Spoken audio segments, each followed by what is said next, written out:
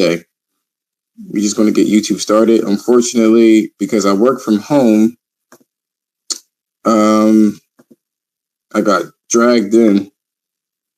They dragged me. So let's go in here and test things out.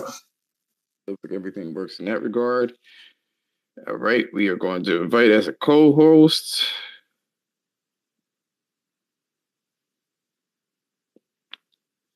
You should be popping up there. I think you already. All right, I think that's good now. Hello. What's going on, bro?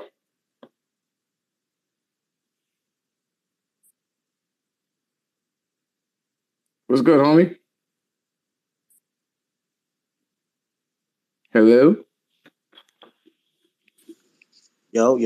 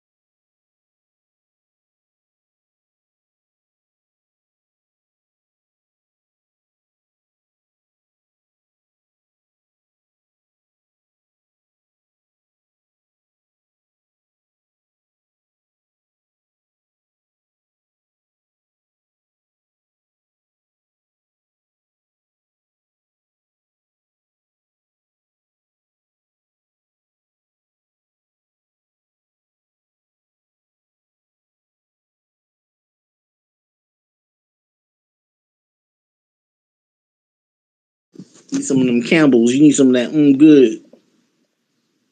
Why is this shit not working, man? Come on, man. Oh, shit. All right, join the space. I gotta edit this shit out, man. Ain't that a motherfuckers? So anyway, I ended up fucking anyway. So I gotta remember this. At 5 minutes, I have to cut this fucking video. Welcome to the Hump-Day news day for the games. We're gonna be talking about PlayStation Plus and its renovation. So they went and cleaned it up. You know what I mean? The Game Pass competitor. You know, we're gonna be talking about that shit. And then hopefully afterwards, we're going to be talking about the Horizon Forbidden West spoilers. So if you do not want to be spoiled, it's going to be 30 minutes of fucking spoils. Just to let you know, you want to leave, exit stage left. So each segment, this is going to be an hour segment. It's going to be 30 minutes. And, you know, definitely don't want to spoil it for people who are playing it, you know, after they got done playing Elden Ring or whatever. You know, I bet you that's Jeremy. Let's see here. Jeremy. All right. Okay, cool. Some people were actually asking to see what I thought about the PlayStation Plus, the new and improved PlayStation Plus. And we will talk about that. But before we talk about it, you know me, I got to do something a little different from gaming, which is the spoiler. Excuse me. Our story time. And the story time that I have, which I should have put in there. I think I should put it in there now. Let me take a look here. Let me edit this. What did I call this bitch again? I called it damn, I don't want to check it and get kicked the fuck out, man. What the fuck did I call it? What's going on, Silky? Oh, Silky now. You see here. Okay, blind to flirting. That's what we're going to call it. Let me see here. Blind to flirting. So, here's the thing about me, man. Some things need to be spelt the fuck out before I understand it. I really, really didn't understand what was going on here, man. And my rage-inducing fucking testosterone blinded me to the fact that some girl was flirting with me. I just was on. I wanted to go home. And I'm sick today with a little cold. And I guarantee you that's probably why I was in a pissy-ass fucking mood. Here is this white chick sashaying around, buzzing like a mosquito on a fucking cookout. At a cookout. And I was wondering, what the fuck this bitch was. I bet you she wants attention. That's all the fuck she wants. Little did I know, it didn't have to be attention. Maybe she just wanted me to notice her so I can make a move. You know what I'm saying? My stupid ass was already in a pissy fucking mood anyway.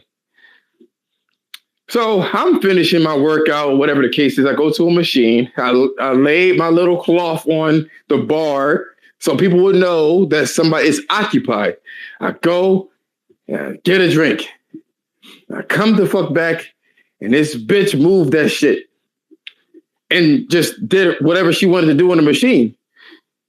And I'm already pissed the fuck off. Man. I lost my shit when I saw her do that, man. I looked at this shit. I said, did she just move my shit off the machine so she can fucking go in there? I said, motherfucker. Snatched the fucking cloth, man, right? And she was on the cables. Snatched that fucking cloth. I was so fucking pissed. And I went to the machine next to her, started looking at her evil and shit. And I started doing like the fucking barbell cable girls. And then after I was done, the 10th one, I was to show her how fucking strong I was. I was like, and I dropped that shit. Fucking iron broke apart and everything. Bing! All over the fucking place. And I looked at her. I just walked away like, bitch. What the fuck was wrong with me? It was just as simple as maybe she just wanted to flirt. Maybe she thought that was cute. Maybe. But I fucked it up for that girl and any other fucking girl that was looking at me. They probably thought I was a domestic abuse head ass. I took an iron weight and slapped the bitch. And that wasn't me that time. I needed the sticker. But I've been always blind to girls flirting with me. I didn't understand. They could be right in my face. They could be twerking in my lap. And I still think that there's a possibility maybe she don't really like me like that. Maybe she don't see me under her. Maybe she don't know my face is buried in her ass cheeks. I don't know. That's how I feel. Like, I don't see it 9 times out of 10. Just as blind as a fucking bat when it comes to that shit. So that's my story time. We better go ahead and get on with it. Who that? Silky. What's going on, Silky? What's going on, Silky? That was good, man. Silky. Hey, what's good, man? I couldn't hear what you just said. It went blank for a minute. Let me turn back on my Wi-Fi. I'm back home now. We are going to talk about, I decided to have my story time and get that shit off my chest. Oh, yeah, no, I heard it. For that, man, I was the same way. Like, I'm married now, but I told my wife, like, I was completely blind to anybody trying to flirt with me. As a matter of fact, my wife and I, like a year ago now, we were working, like, in the same building, and this girl, I guess, was flirting with me, and I never noticed it. And then me and my wife, we walk in one day, and we would never hold hands, but we walk in, and the girl comes up, and she got me a Starbucks, wasn't it, babe? Yeah, she was like, hey, I got you a Starbucks, the one you said you like, or something like that. Sound like she was I was just stunned, and I was just like, what the fuck? Like, what do you mean you got me a Starbucks? Why? Like, why would you get me a Starbucks? Like, it makes no sense. Bro, we looked at that shit. She wanted you to add that cream. Stop it. Stop that. I didn't even hear what he said. He said she wanted you to add that cream. No, Listen, I don't know. Like, now it's even more risky. You can't just be, you know what I'm saying? You can't just be assuming a chick like you. That bitch gotta especially in the gym. And this bitch, you better have a contract to shit. Becky, like your black ass. This motherfucker. Hey, especially in the gym, bro. If you try to flirt in the gym and it don't go your way, you got to change gyms. Man, now you just look like a predator. Man, the way I acted, and then this other thing happened too. Like, this girl, I had a chance with this chick in the summer, man, and fuck that shit up. I was on my way to a beach, man, and I was already like not feeling the shit. I wanted to get in and out, and you know, I did my little charming thing. There was like a big ass grasshopper, and I caught that bitch.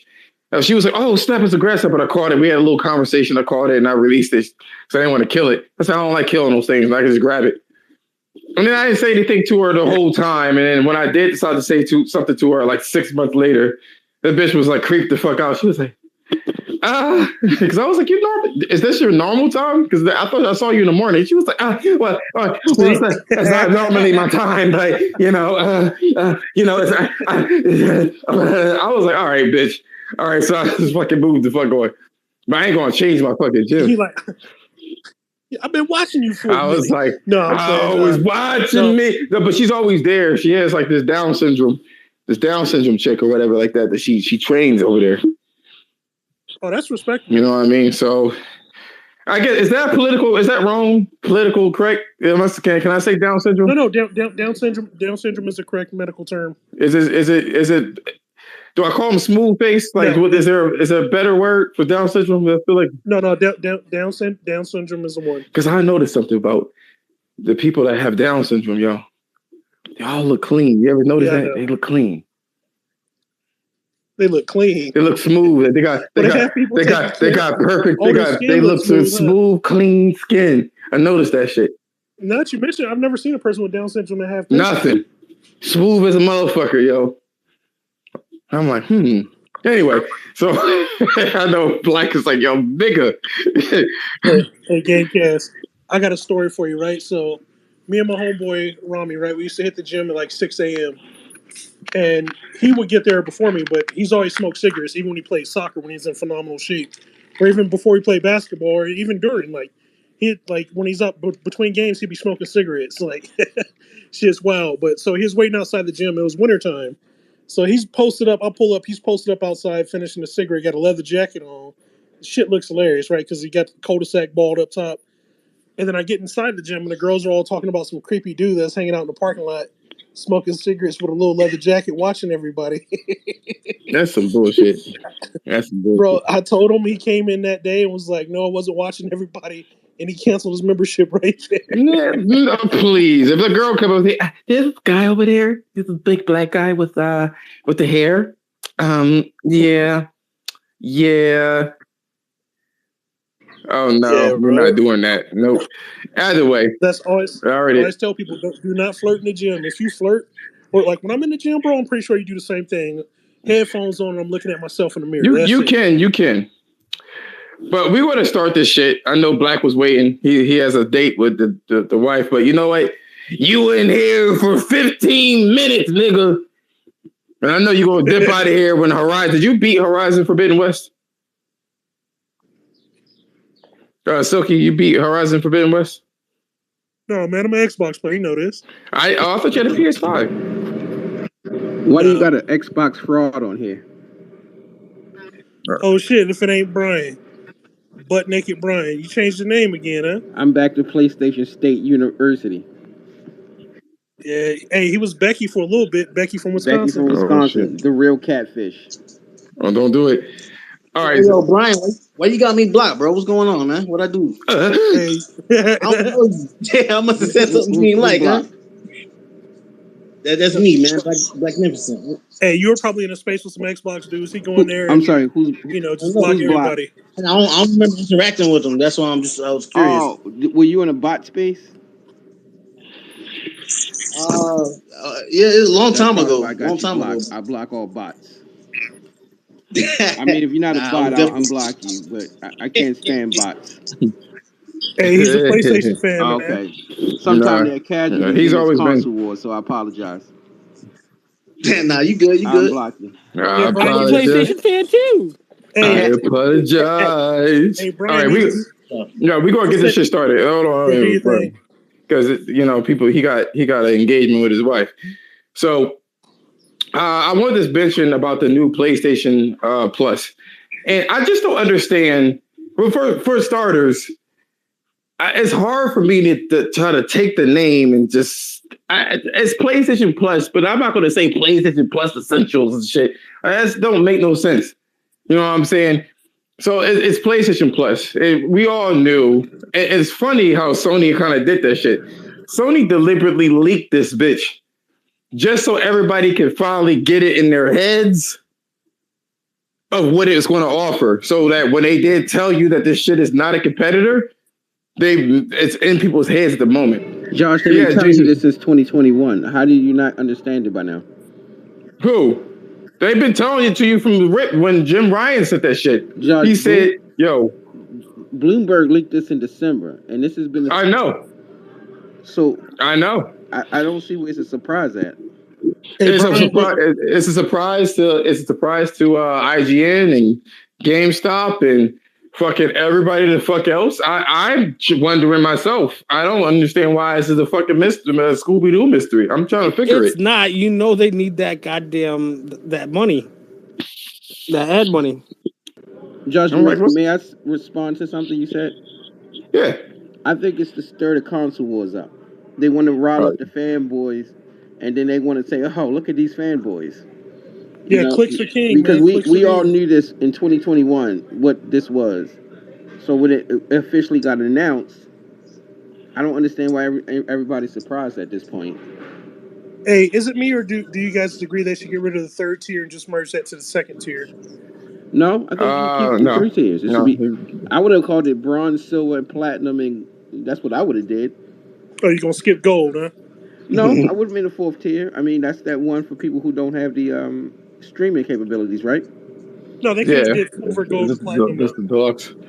To me personally, it should have been like this for fucking years. You know what I'm saying? When they released it in 2013, that's when they should have combined, at least at the latest 2014, they should combine PlayStation Now and PlayStation Plus. But I guess they didn't know how successful PlayStation Plus was going to be with 50 million. You know what I mean? So there's that. But my curious question is this, right? Does it need to have day and date? Of course not. I would say if they did like 2 games a year, if they just promised 2 AAA games a year, day and date. But what? But why? The reason being is because the money you're paying right now. If you look at it, all you're paying for is back compat. That's it. Josh, I think there's a big question you're not answering, Josh.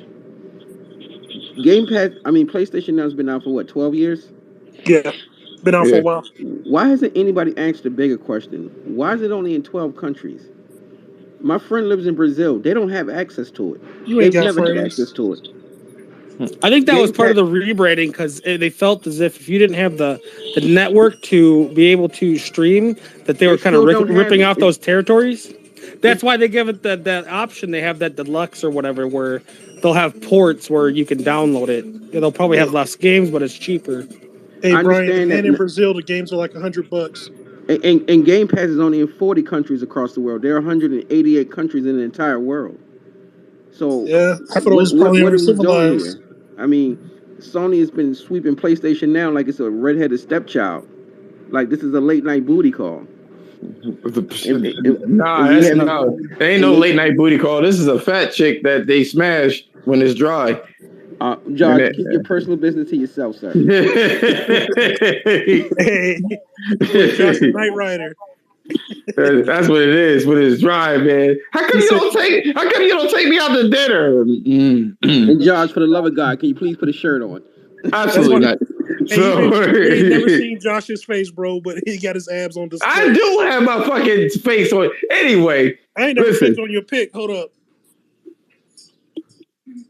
Man, we can see your chin. David Shooter. What's going on, Kwambo?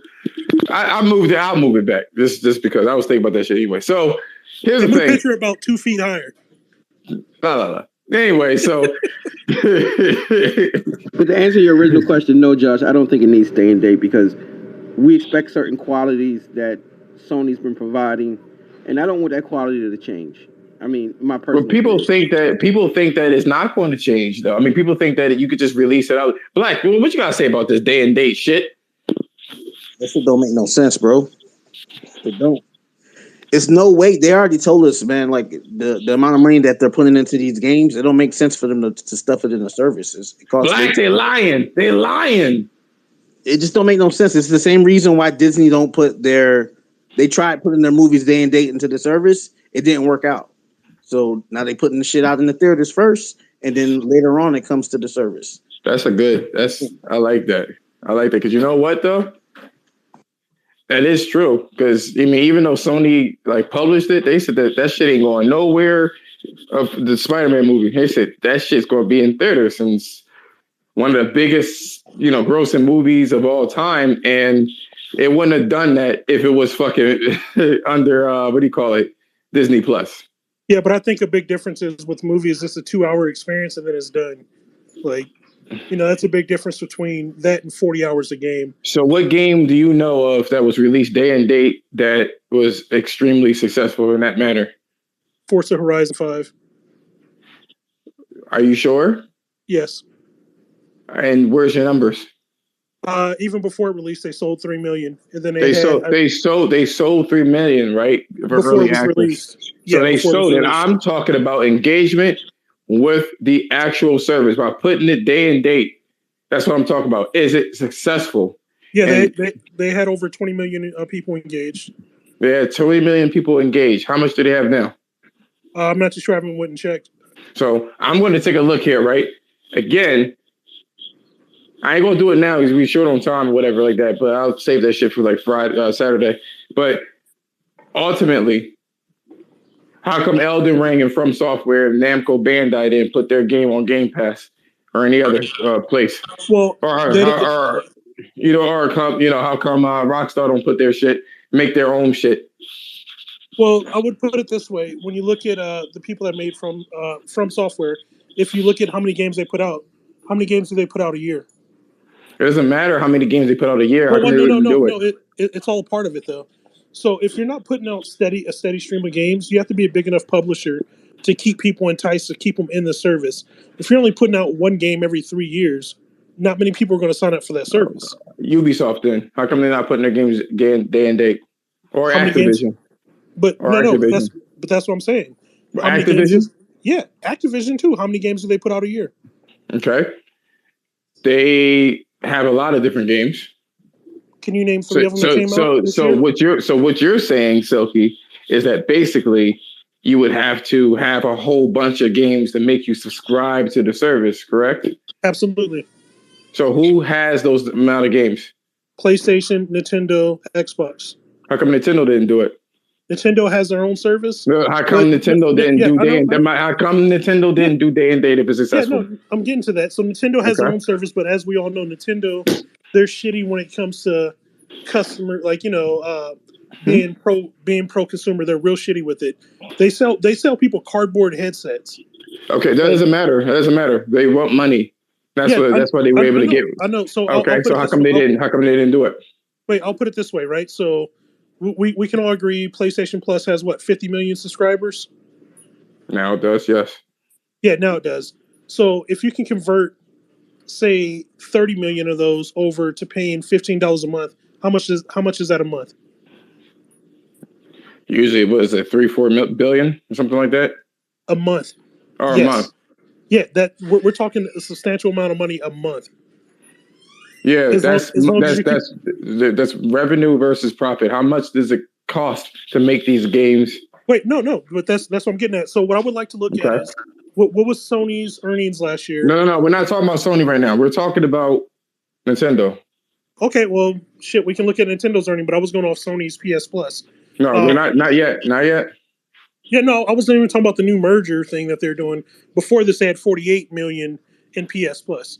They gained 2 million more by merging them. So what I'm saying is, if you take that amount of money, you multiply it times 12. That's how much money they're bringing in a year. Then of course you have to take how much it costs to develop these games and whatnot. I think the profit for that is huge because what you're doing is you're getting return investments. Like for the most part, we all know PlayStation, Nintendo, and Xbox, they don't make money off games that are sold secondhand. So if you beat, God of War, and say 6 months down the road you turn it into GameStop and someone buys it, they don't make a penny off that. But if it's in a service, that money is continuous even after you beat that game because you're still going to be in the service even after you beat the game. That's what you believe?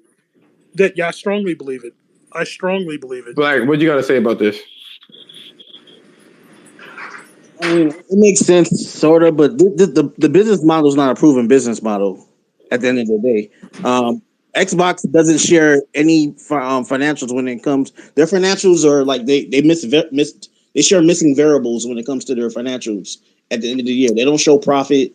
They don't show what was spent. They don't show cost. None of that shit. They did last year. They showed their profit and their growth. Did they show profit for their? No, they did not show profit. They showed their revenue. Well, okay. They never showed the profit. So they showed revenue. They showed revenue. Yes. Yeah, they showed revenue. They don't show profit. Exactly. Revenue. The only purpose of revenue is to show growth, I guess. And there's many different ways to finagle that shit. Yeah, but you showing revenue, but you're not showing the cost. Like, what is it? What's the cost of doing business? Yeah, but that's what I'm saying. Like, that's why I said you need these big publishers. So that's why I said let's look at how much money they made last year and let's compare that to 30 million subscribers a month times $15 a month for PlayStation Plus. That's all I was saying. So I believe one of you guys probably has how much money Sony made last year, right? You guys have that on hand? They made like $3 billion and they spent like $22 billion. Okay, so they spent $22 billion, right? Mm-hmm. Would they make more than that if they had 30 million subscribers at $15 a month? I don't think you understand. Let me hold on, Jeremy. They already have a recurring revenue of 48 million people. It's already there. And it can't cover the costs. No, but that 48 million, what was that for $5 a month? No. It's either $9. Was it $9? It's $10 a month, right? PS Plus. PS Plus is their that's their online service, right? Yes, that's a subscription model. Yeah, $60 a year, correct? $60 a year. That's what I normally do. $60 a year. That's $5 a month. But yes, not everybody is doing it that way. So if you want to average it out in the middle, you can do that. Let's say $10 a month. $10 a month. That's $300 million a month, reoccurring, right? That's not including headset So you sales. talk. So no.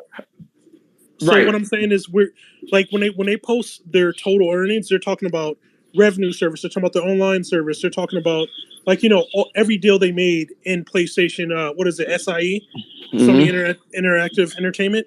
Like that's everything inside that. That's how much they made.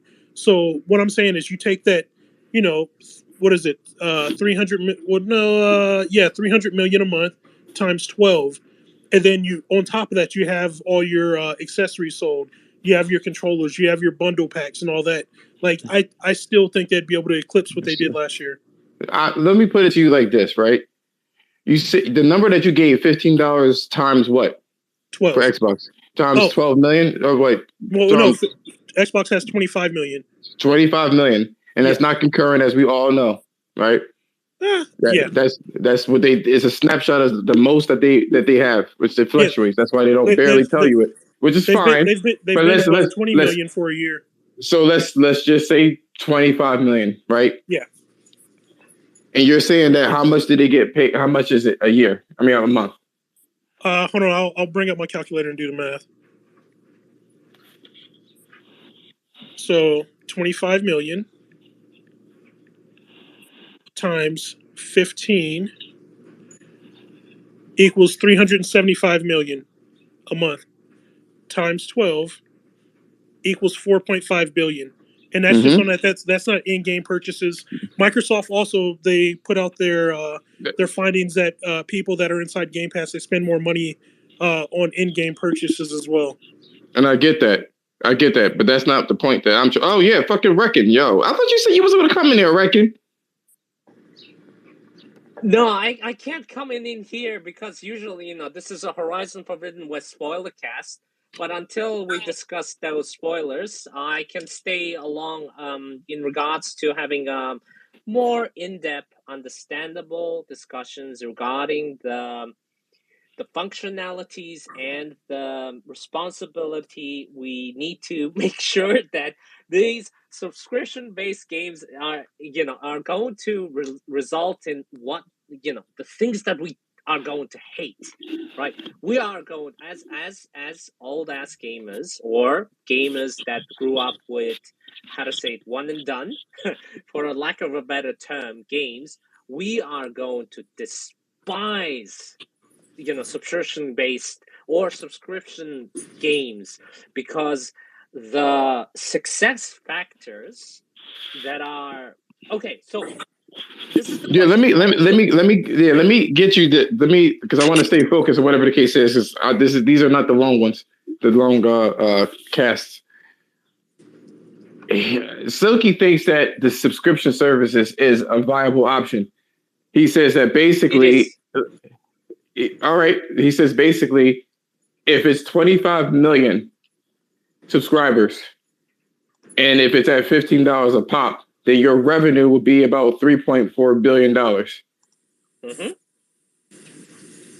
And that's not including in-game purchases. It's not including controllers, DLCs, any of that. That's we're talking about the subscription. Yeah, no. That's what I said. Just subscription. That's what I'm saying. All right. So, the only reasonable question that we can ask, we can make some assumptions on it, is what determines a game that comes into Game Pass, right, day and date, to be successful? What is the determining factor that makes let's say, okay, Horizon 5, or actually Starfield is going to come out on Game Pass. What is the measurement of Starfield's success when it launches in Game Pass? Engagement.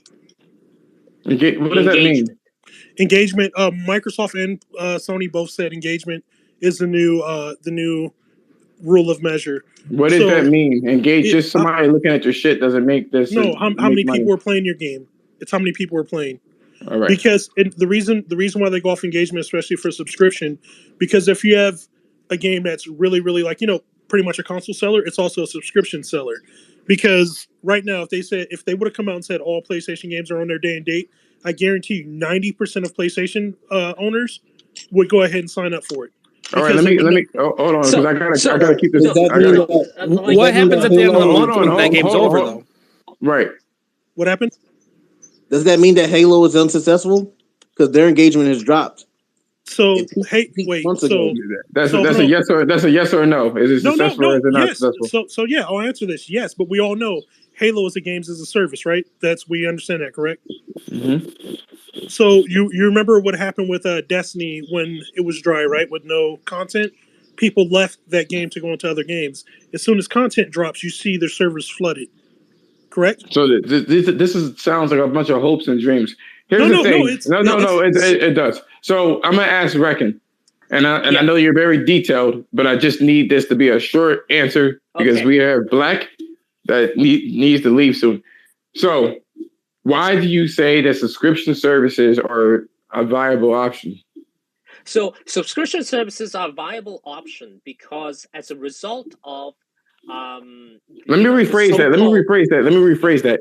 A viable option to put $200 to $300 million game day and date. Why is it a viable option for that?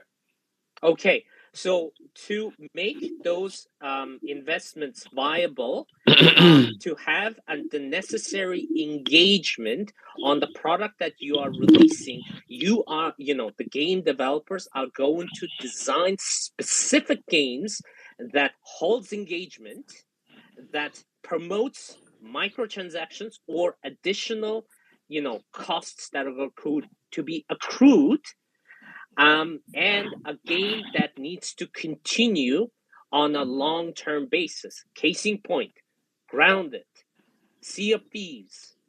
We don't know how Starfield is going to turn out, but the main thing is as time passes, we are going to lose some of the particular styles of games that we like because there are huge levels of investments are in, and then they purchase, and then they are done.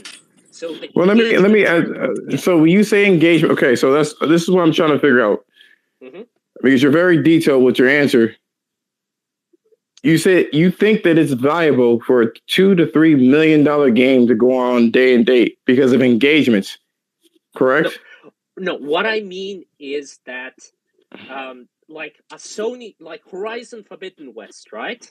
Mm-hmm. That's a case in point. $200 million game. At its current design, it is not viable to be in a Game Pass model because there's at the moment, and I'm sure a multiplayer version of it's coming, but at the moment, the engagement for a single player, a person who is playing that game, is limited to 100 hours. There's no additional, point of monetization in that particular game. So if, let's say, Guerrilla is instructed, let's say Guerrilla is owned by Microsoft, and they're instructed to put their game into a Game Pass model, they will design a different game. Because if we are talking about engagement, they'll need to increase the potential for engagement longer than that 100 hours, 300, 200, So they have to do something. Yeah. In its current state, it's not viable, is what you're saying. No. So you have to alter the game. Yes. To increase engagement, and then you run across another issue. Black, what you gotta say about that?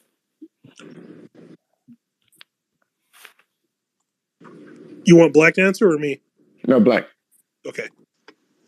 My bad, bro. I'm actually gotta go, so I'm gonna holler at y'all boys. All right, man. What about you, Suki? Yeah. All right, man. Take it easy, Black. So for me, it goes back to my same answer I've been preaching. Like, sure, you get that 100 hours out of it, right? But we also know people would sign up just to play that 100 hours on it. So when you look at that, then you look at how many games they're putting out. So they had Forza Horizon. Say, example, you put 100 hours into that. The next game that came out was GT7. You're going to probably put 200 hours into that because, as we know, that game is meant for you to play long term, correct? So 5 years. lifespan of a GT game is 5 years. Yeah, so it's meant to be played long term, but it's not. So you can say it's not everyone's cup of tea. I agree with that, but that's why I said you need a publisher that puts out enough games. Sony, Microsoft, and Nintendo already do that. We all know God of War is coming out. So if you're subscribed and you're playing these other games, I guarantee you there's something else in Sony's catalog that you've been interested in that you maybe just didn't pick up, and now you're more willing to play those games because they're in the service. So you're going to Silky. Yeah. The only thing I'm going to say this, I understand it from a grand perspective, right? But as a game, let's say as a game designer myself, if my bonuses, if my success is based on the number of engagement, based on the subscription services that I put my game on, I am physically required to release a game to have the maximum amount of engagement. I will, as a game designer who is responsible for the studio that I'm operating, I cannot tell my team, say, just make a game for 50 hours, 50 hours it's done, or 100 hours it's done. If we're being paid based on the number of engagements, I want that game to continue until eternity and beyond. So right? would you say that would inspire your team to create DLC for the game? DLC, yeah, sure. If the subscribers are willing to pay for it, DLC, hats, boots, car rims, you name it. No, Reckon. So I'm talking about DLC in the form of, say, for example, new enemies, maybe a new part of the map you can go to. Small DLC, maybe it can be 30 hours worth of DLC. You already have the assets for the game, correct? You already have the layout of the game. Yep. You can just introduce another slice of the game that comes out in maybe 4 to 6 months that they can play. Yep, and I hope it's because it's a DLC, the players are willing to pay for it, right? They can. Are we talking about paid DLC or an addition into the game? Like it comes up as a free update. Are we talking about that, or you can do either one, either way you see it. If it was me, I would price it lower because it's in the service. Say $9.99 for your DLC, right? No, and then it becomes a kind of a particular issue. The end user would say, well, hang on a minute, I don't really particularly own this product, right? So why I am, like as soon as my subscription ends, I'm going to lose access to the game as a result of it. If I paid for downloadable contents, I'm going to potentially lose my access to it. So there's a little bit of dance going on in terms of what I'm offering and what the end user are willing to pay. So for example, right, I am, or all of us are subscribing to a subscription services. You are hesitant of buying additional stuff because at the back of your mind, there's always the possibility you decide not to continue subscribing to that thing. As a result, you forgo your purchases. Well, Reckon, so the way it is on Xbox, I'm pretty sure you already know this. Any DLC you buy for a game, if you decide to relinquish your service, you still own that DLC. All you need to do is purchase the game and you get it at a discounted price. That's a bingo. And what it is the end user still have to buy the product. Yeah. So, but that's what the option. That's what you're saying. But so I'm gonna tell you. Hold on. Wait. I'm gonna tell you this right now. That shit is ass backwards. To provide it for free, and then if you want to continue to use it, that's ass backwards. I'm more curious to find out. And I know you're an Xbox person. Why do you want this for so bad? Do you like?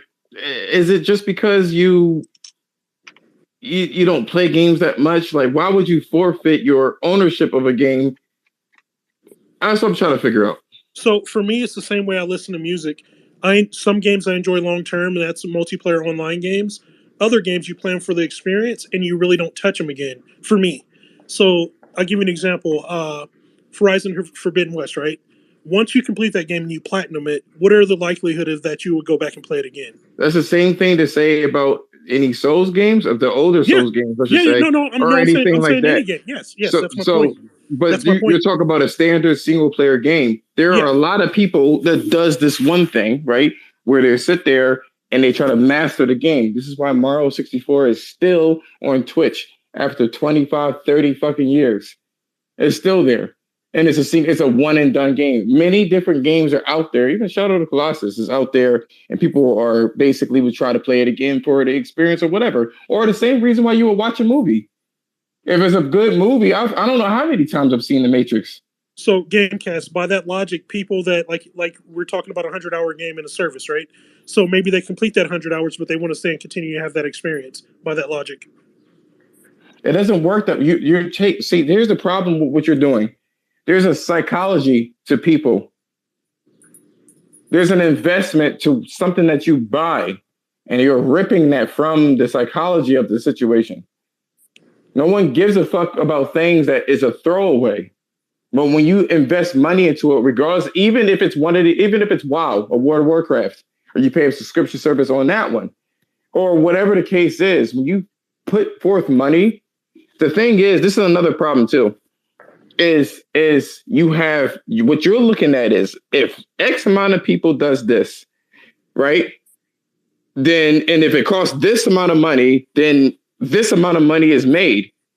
You're not looking at how much it costs to maintain servers or to pay these other people. And even if you were, there is still one other issue. And that issue is time. You have too many fucking games, then something happens. It happened this February. Too many fucking games came out and people had to decide. And they decided Elden Ring. yeah, but a majority of those people, I believe, I don't know if you completed for Horizon, but even after you complete Elden Ring, you're going to go back and continue playing Horizon, correct? That's what you believe, but there's no way of actually finding out if that's the case. All we do know is that people spoken in the month of February and said that I'm going to decide to pick Elden Ring. Someone told me that it's a good game, and I purchased it. And now, since I purchased it, I got to kind of see it through. I just put some money, either that or I lose money or find somebody that will take this game off my hands. Because now that I downloaded it or purchased it, I'm going to take a loss. There is something different about the situation. It just flat out is. And and what goes on with a lot of Xbox people is that you guys seem to. It's so, I don't know, because you guys haven't gotten. I'll ask you this: how many day and date games came out of the whole 5 years that Xbox came out? How many day and date games have you guys received? Are you talking about Microsoft themselves? How many games they give you? So in the last, it's a simple answer. No, but it's a loaded question. I know it's not a loaded question. I don't want to hear any caveats. How many games since its inception did Microsoft provide to you? They provided a lot. Day and date. Yeah, I can name some for you. You want me to name them just from last year alone? No, the entirety of its inception. But you went back to the dry season of Xbox. It doesn't matter about a dry season. When Game Pass came out, right? Yeah. Their promise was to release these games day and date. That's what they said. That's why it created. So, since it was created, why the fuck is there a dry spot anywhere? Well, how many games? How many games? 7 studios of 32, and I probably how many games? For me, 10 games last year alone. I'm not talking about last year alone. You're going around. How many games? No. Gamecast, I'm not going around. That's when I signed up for Game Pass was last year. It's a matter of how many games since its inception. That's all I'm asking for. So what is your question? Because I thought you were asking me personally, or you asked me how many games I downloaded since 2017, and I told you 10 last year alone, and then some more already this year. And I signed up for Game Pass last year. Am I not like asking in English? Like I think I'm speaking English. I think so. Maybe Reckon, can you help me out from the time that Xbox released Game Pass with the promise of games going day and date, whatever year that was, from that point on to today, how many games did they release? I'm not too sure about that. Roughly. Like I said, I know last year alone I got 10. I don't know what the Reckon, how many games do you know? All right, so from the get-go, we got Gears 5. I think it was, right? I know not Hive Busters mistaken. was in there. Yeah, Gears 5. Sorry. Grounded, Bleeding Edge. Sea of Thieves. Yeah, Sea of Thieves. Just understand the patterns of games that you're going to mention, right? Flight Simulator, Halo, Forza. Forza 5. I'm not sure if Forza 4 even released on it. Yeah, we're talking about day and date. That's particularly what I'm referring to. Yeah. We're talking. Are we talking about just Xbox publishers or day and date? No, I said Microsoft publishers or Microsoft the studios under Microsoft. Okay, so how many games are we up to right now?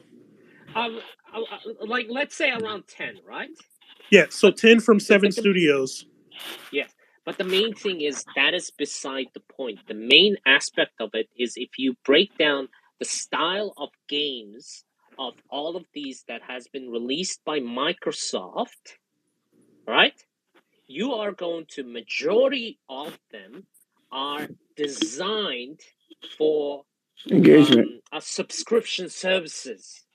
Like, I think one of the things that a lot of, I really try to explain this to the Xbox guys, is the majority of the games that you are receiving are designed to be in subscription-based games. The pushback from the PlayStation side is that's not true at all. What do you mean? That's not true at all. Sea of Thieves wasn't designed for Game Pass. State of Decay 2 was designed for Game Pass. What does that mean? Okay. So Reckon knows what he's talking about. So I have to ask you this, Fatal, since you like the service. What exactly? What kind of game? See, what do you consider being designed for Game Pass? I guess is the question. It as Silky said, right? If we're talking about engagement, Microsoft's games are designed for infinite engagement. What I mean is a continuous engagement. It never ends, right? Sea of Thieves, when's it going to end? Please tell me. Somebody tell me. Now, we know that Bleeding Edge is a never-ending game, but it ended, within the first 2 months. Please tell me that, the reason that I value some of the single-player games that gets released is it ends. Uncharted ended, Nathan Drake's story ended with number 4. I know that we got Lost Legacy. There's a little bit of continuation to it, but, again, that's like a kind of a separate release.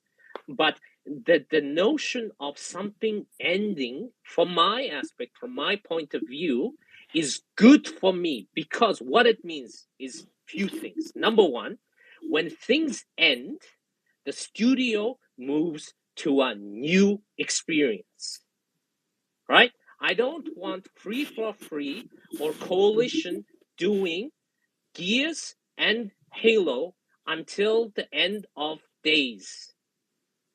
I don't want Rage, not Rage. It is Rage, right? The Sea of Thieves guys. Rage? No. Is it Rage or Rare? Rare. It's Rare. It's Rare. Rare. Yeah, I don't want Rare to continuously and forever eternity to work on Sea of Thieves. I want them to concentrate on something different, for God's sake, please, right? And when a studio is asked to develop a game for a subscription-based model, one of the key factors, and we confirm this, is the success factor is engagement. By its own nature, they are going to design a game that has almost infinite time-wise engagement, because that is how success is determined. That is how it's measured. If we're going to stick to that point, right? So as a result of it, they are going to concentrate on that game continuously. As a result of it, what you're going to see is some of the talented developers, they want to concentrate on something new, something fresh. Do you think the studio is going to let me just interject there. This is the reason why there's a lot of turmoil within Microsoft. You might want to keep doing that shit all the time. And it doesn't. And on top of it, it's an unproven model. You already have Ubisoft and EA. They don't do the day and date shit like that. They tried it and it didn't work. Now you're saying that you need to pump out a certain. It doesn't matter if it sucks or not, because there's a lot of Netflix shows that sucks ass too. And usually they come over there. And again, TV and music is consumed differently from video games. You want right? So then why do we keep comparing video games to Netflix then? We're talking about subscription models. Doesn't matter. So it's still two different mediums. So it's two different mediums. And my point is that people keep trying to compare it to any other subscription service. You can't look at something else and say that, or another subscription service and say that it's going to work, because it doesn't. It doesn't work in a game field. And you got a whole bunch of people. It takes way too long to create these fucking games for them to be stuck on one product for fucking ever. This is the reason why Bungie fucking bounced. And Microsoft. So Rare's not working on a new IP right now, even though they are. But apparently, according to you guys, you say that they're not. What is the IP? We know that Coalition's next IP is not Gears related. Fatal. What's the IP? What is it? What's the name of it? Don't you remember that Everwild game? Okay. Everwild. All right. And it's also been confirmed. No, hold on. It's also been confirmed that Everwild's getting rebooted. We already know that. And it's also been confirmed too as well that the Coalition is making a new IP that is not Gears related. Before we even go on, Dubug, what you gotta say about this? You've been in there for a little bit. Because Fatal. No, hold on, wait, Dubug. No, sorry. Yeah, yo, what's up? I actually came on because I was doing some research for you guys. I was trying to see how many games actually dropped in Game Pass since it dropped, or since it came out. 500. And I think I'm talking about what they were talking about before, because they were asking how many Microsoft games came out on the service since it first started. So I started to research it for you guys. Yeah, that shit started in 2018 with the launch of Sea of Thieves and State of Decay and whatever the case may be. Yeah, so let me see here. I have Gears 5, Halo Infinite, Psychonauts S3, Wasteland 3 came out, Grounded, Forza Horizon 4 and 5, Sea of Thieves, State of Decay 2. Age of Empires also came out on Game Pass, which that's a PC exclusive notable thing. Gears Tactics was a PC exclusive before it came to Xbox, but that was also in Game Pass. And then the two Bethesda studios dropped Deathloop and Ghostwire, but neither one of those are in Game Pass right now. So also Flight Sim as well. Flight Sim isn't a first party, wasn't made by one of the first party studios. Yeah, but we're talking about Microsoft Studios, right? Yeah, it's not. It was made by. I can give you that. Was it day and date though? Yeah, it was day and date.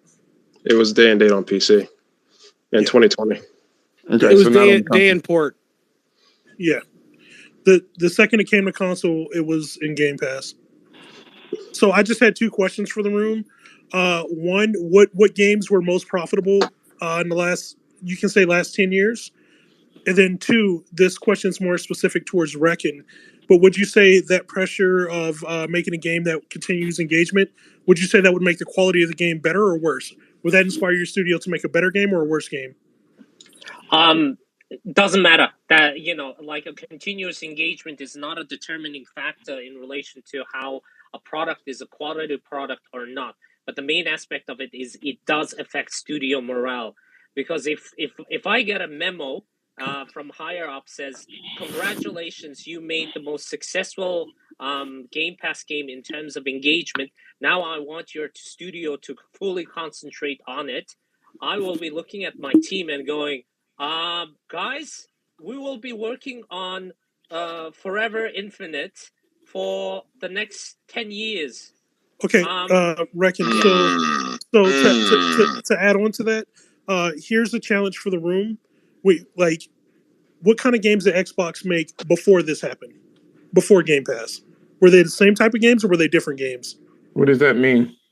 Were they games like he mentioned, Forza, Halo? He mentioned You mean like engagement? Like what do you mean? No, those games? What are you talking about? Like Fable and Mass Effect and yeah. Mass So Effect. It looks like it's the same type of shit that was already coming out on the console.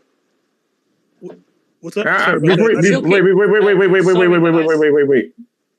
Let me read the stuff that's on YouTube. So Quanvo says that Nintendo wants all. This is a long time ago too. So my bad, Quanvo. Quanvo says in terms of Nintendo doing a subscription service, they want all the money. So that's why they're not doing it on a subscription service.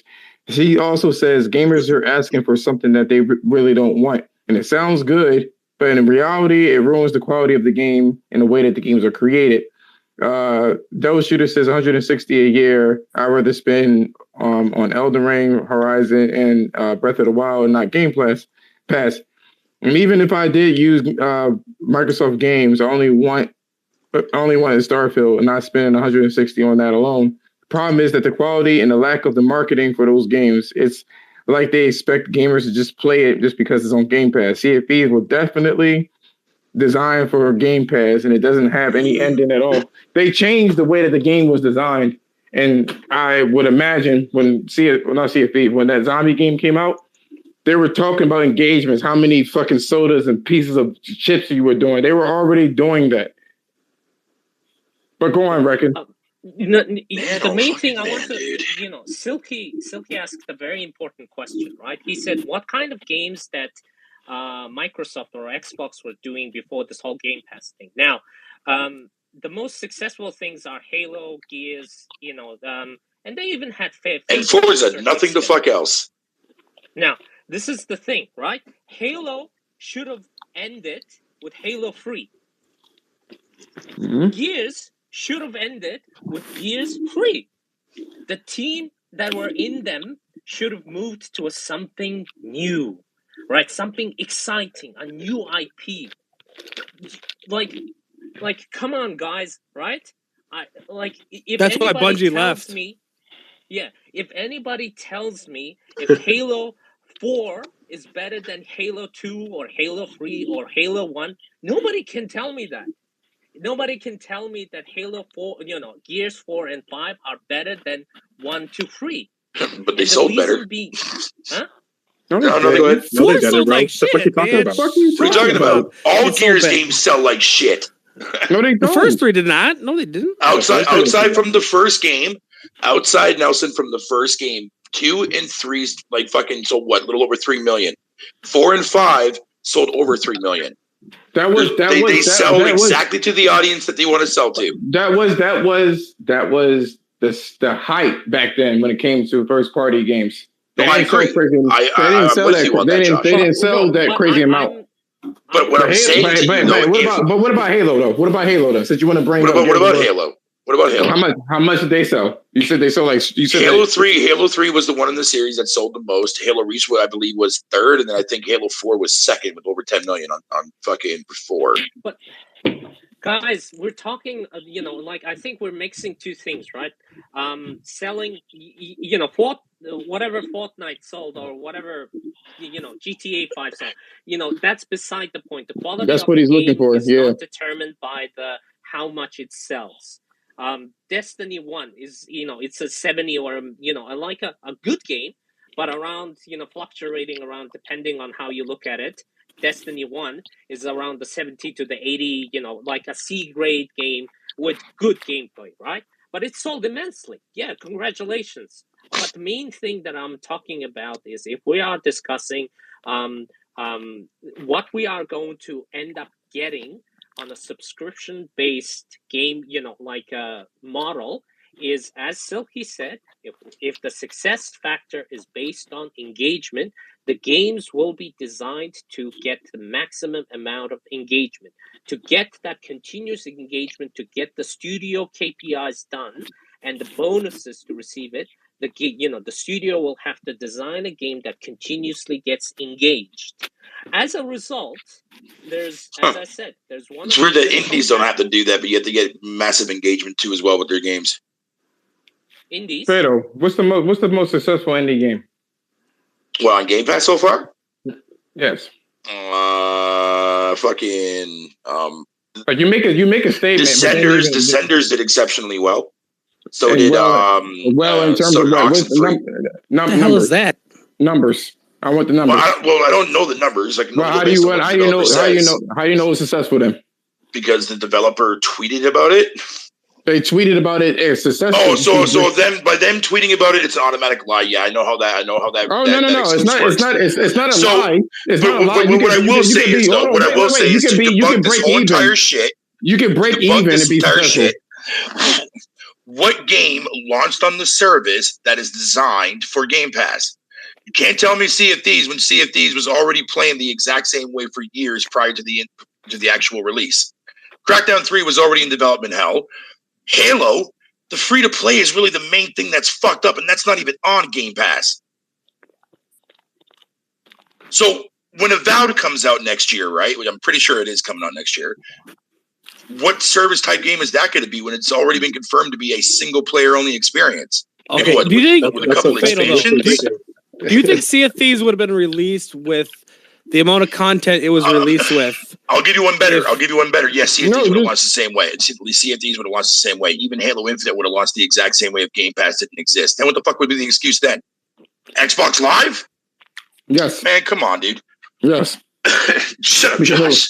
Because being truthful, originally Microsoft when it came to the scene for consoles, they deliberately made a push for multiplayer games. So you can buy Xbox Live and then give you nothing for it, but that's besides the point. But that's why they were pushing multiplayer games.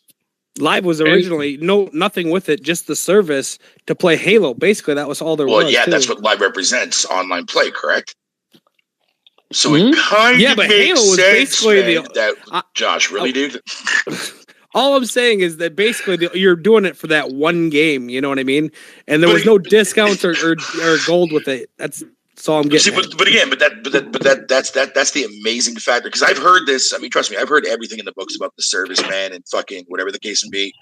And trust me, I get it. Like, people still think that fucking Crossfire dropped in Game Pass, which it didn't. Only one of the campaigns fucking did. But the game is free to play, which you have to download in order to get access to those campaigns. That's fucking hilarious, by the way. So again, like, putting a free-to-play game and saying that it dropped in Game Pass, dude, makes zero logical fucking sense. Zero sense, because free-to-play is on its own standalone thing. Its own standalone fucking thing from Game Pass in and of itself. You know what I mean? And again, like I said, if Game Pass didn't exist, Halo Infinite would have launched the same way. Sea of Thieves would have launched the same way. Crackdown 3 would have launched the fucking broken shit. Hold on, Fatal. Because originally, Fatal, you know what ended up happening? What? Microsoft designed their games to be multiplayer centric so you could buy Xbox Live. So it was still some sort of a service. And that's what they continued to do until somebody had the kind idea to create a day and date service where they could break up the game. And if it failed in this particular part, the investment wouldn't be games are being broken up, though? Fucking Halo was broken up. What are you talking about? Yeah, but one version is free to play. The campaign's fine. What do you mean? The campaign's fine. What do you mean? But it's broken up. It's the end of the story. Yeah, no, I get that part. But again, like I said, it's not broken up in the sense that you have to fucking pay separately for both of them. No, I'm not talking about pay. I'm talking about investment. They broke. Now, see, if you would have said Crackdown, then that would have made more sense. Because Crackdown dropped into 2 separate downloads, both on Game Pass. No, I'm not talking about. I'm not talking about breaking the game up for the consumer in terms of. I'm talking about breaking the game up for their own personal investment. If they make portions of the game, and if that game starts to fail, they can bail on it. That's what I mean. But you think Halo Infinite's going to get bailed? That's not a question for me. I don't really care about it. I'm just asking you. I'm just saying in general. Investment. I'm just saying for that snapshot, it's like making a demo, and if that demo didn't work, well, I don't gotta do anything else. Reckon, what you gotta say? I guess from this thing is gonna go back and forth until like the day that I get a confirmation that Hellblade 2 is a game based on more of a service, the engagement-based game. Let's just say it, a continuous game. That will be the day that I riot, right? Because I love Hellblade. It is one of the best experiences that I ever done on, on any type of console. It is amazing.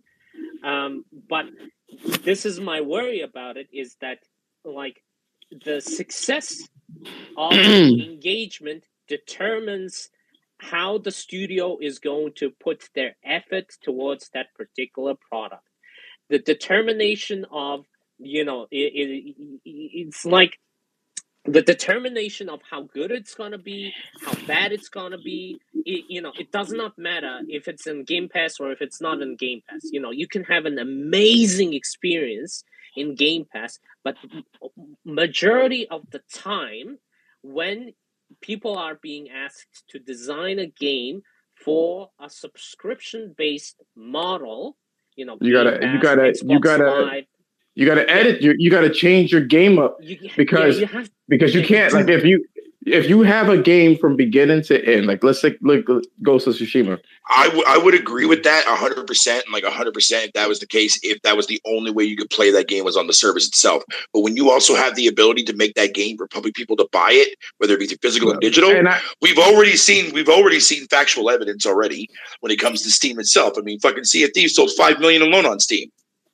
So if these games were not sustainable or any of that crap like that, which Steam has already proven otherwise, it's not sustainable if you just have this service itself. That's what I'm talking about, Josh. Listen. No, it's not sustainable if you make a full ass AAA game and then release it on just. But that's the only way you can. But it's not the only way you get to play it, though. If you have the ability to download it and buy it, that's the argument. And first, and okay, if that's an argument, then why are Steam is doing exceptionally well for a lot of these games. We're not talking about the Steam because people don't want to buy the Microsoft. Oh, so either. We can't count those as sales towards the same game that we're playing. No, on Xbox. We're not saying that we're not counting them. We're talking about the service itself and how sustainable the service is.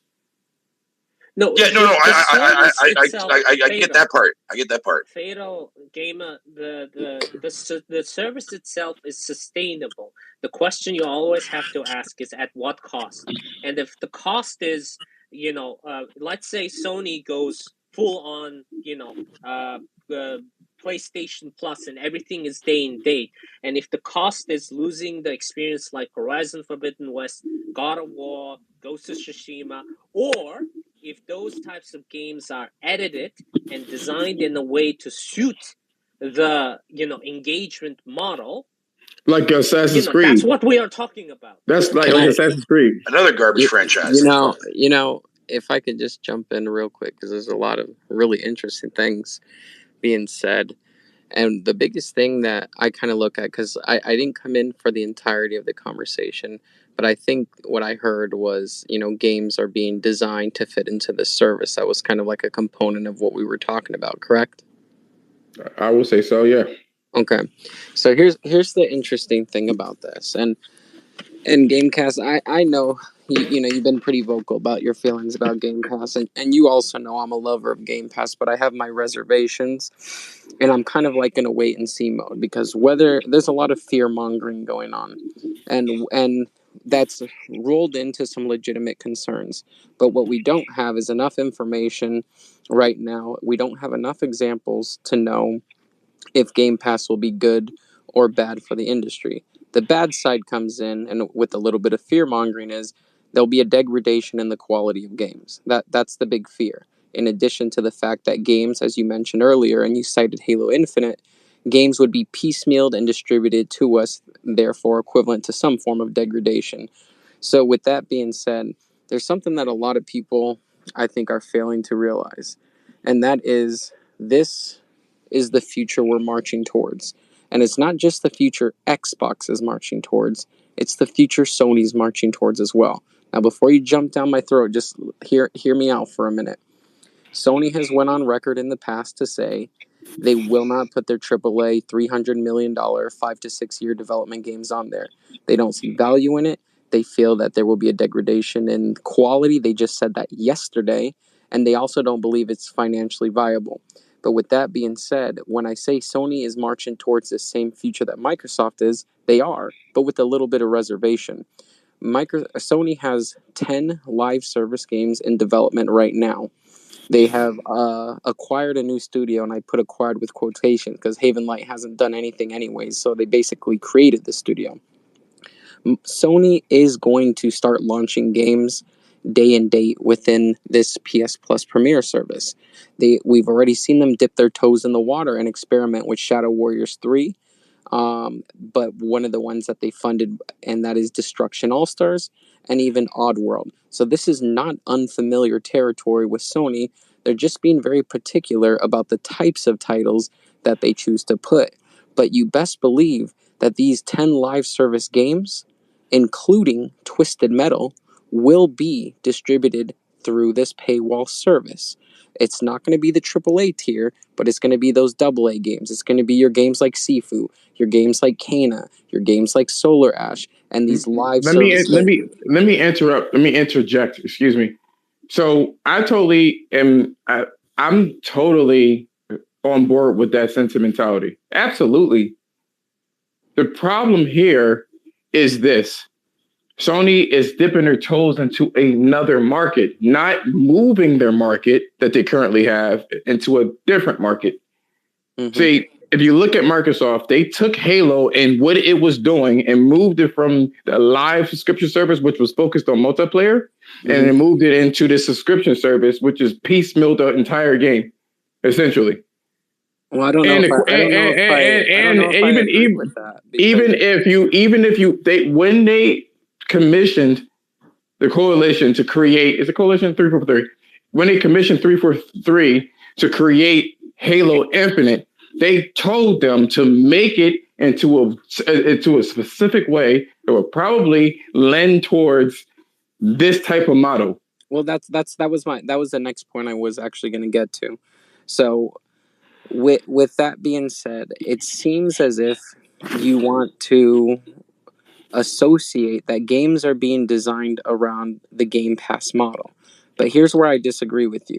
Games are not being designed around a Game Pass model, and Halo Infinite's distribution and the breaking up was not there to suit Game Pass.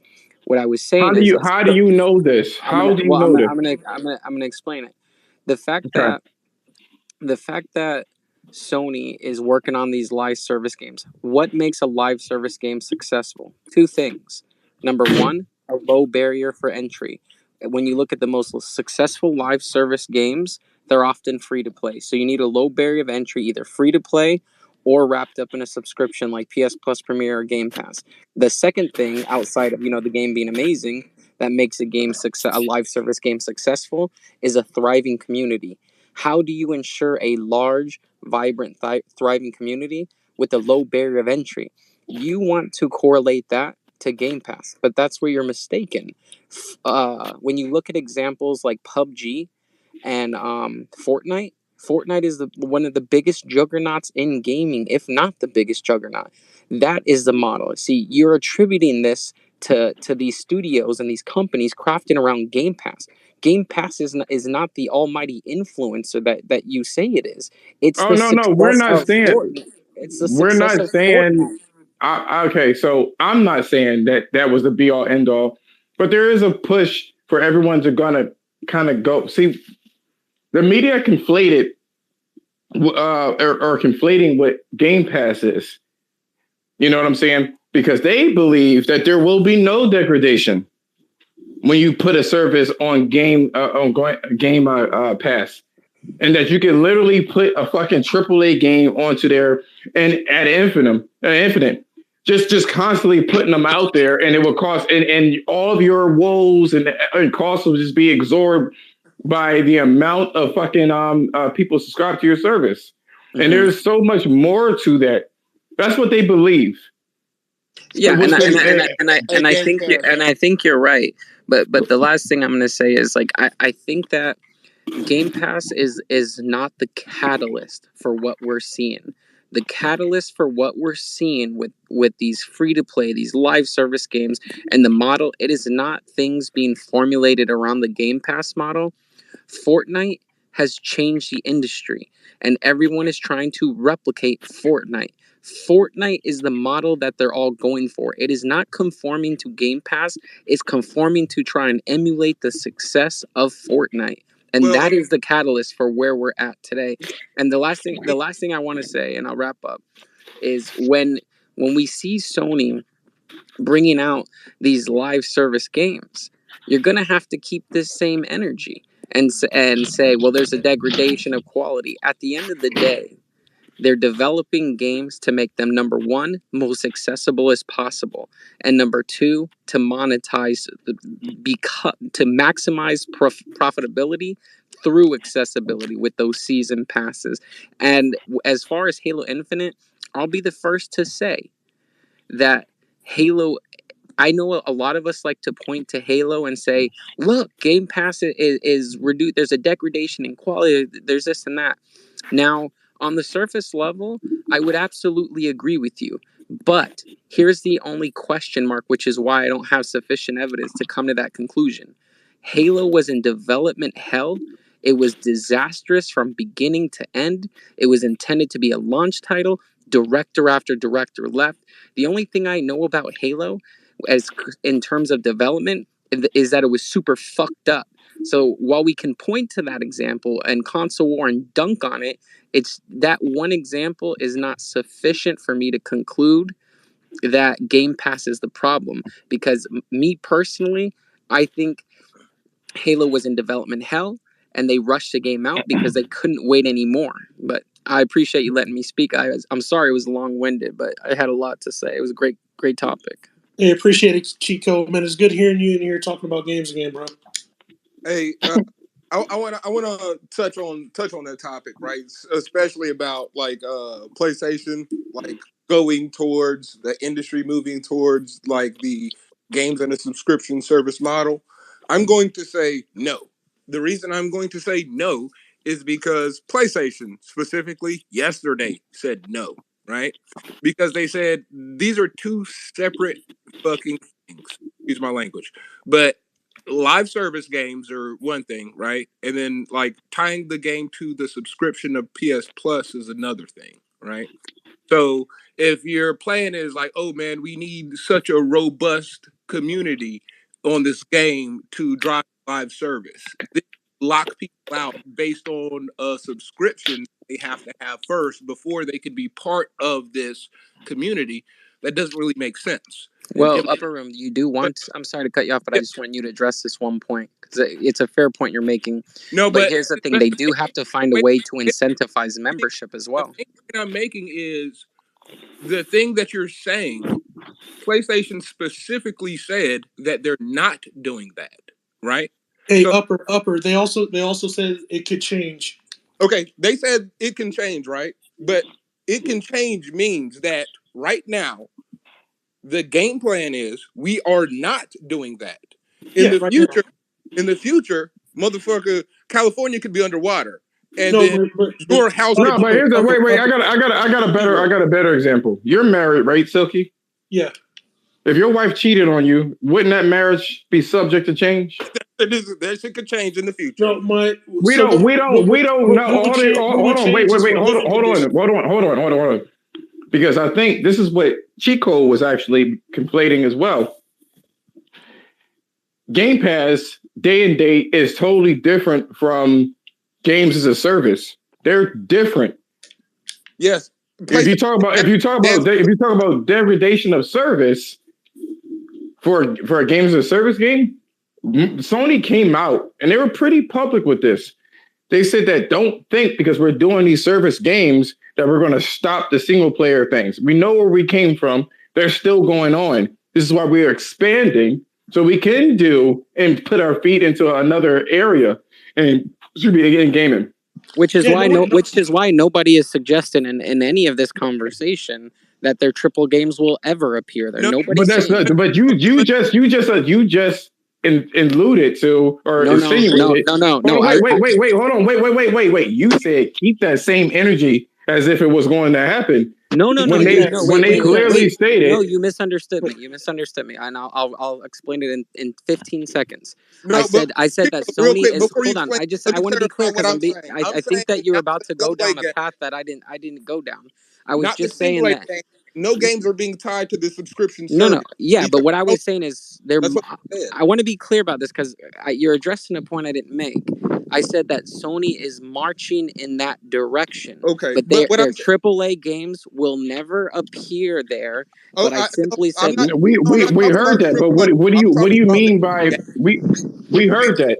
You said there's games in general because that's not the model that they're pushing. They're pushing towards Guys, Upper, please. AA games are going to be on a Just live one at a service. time, please.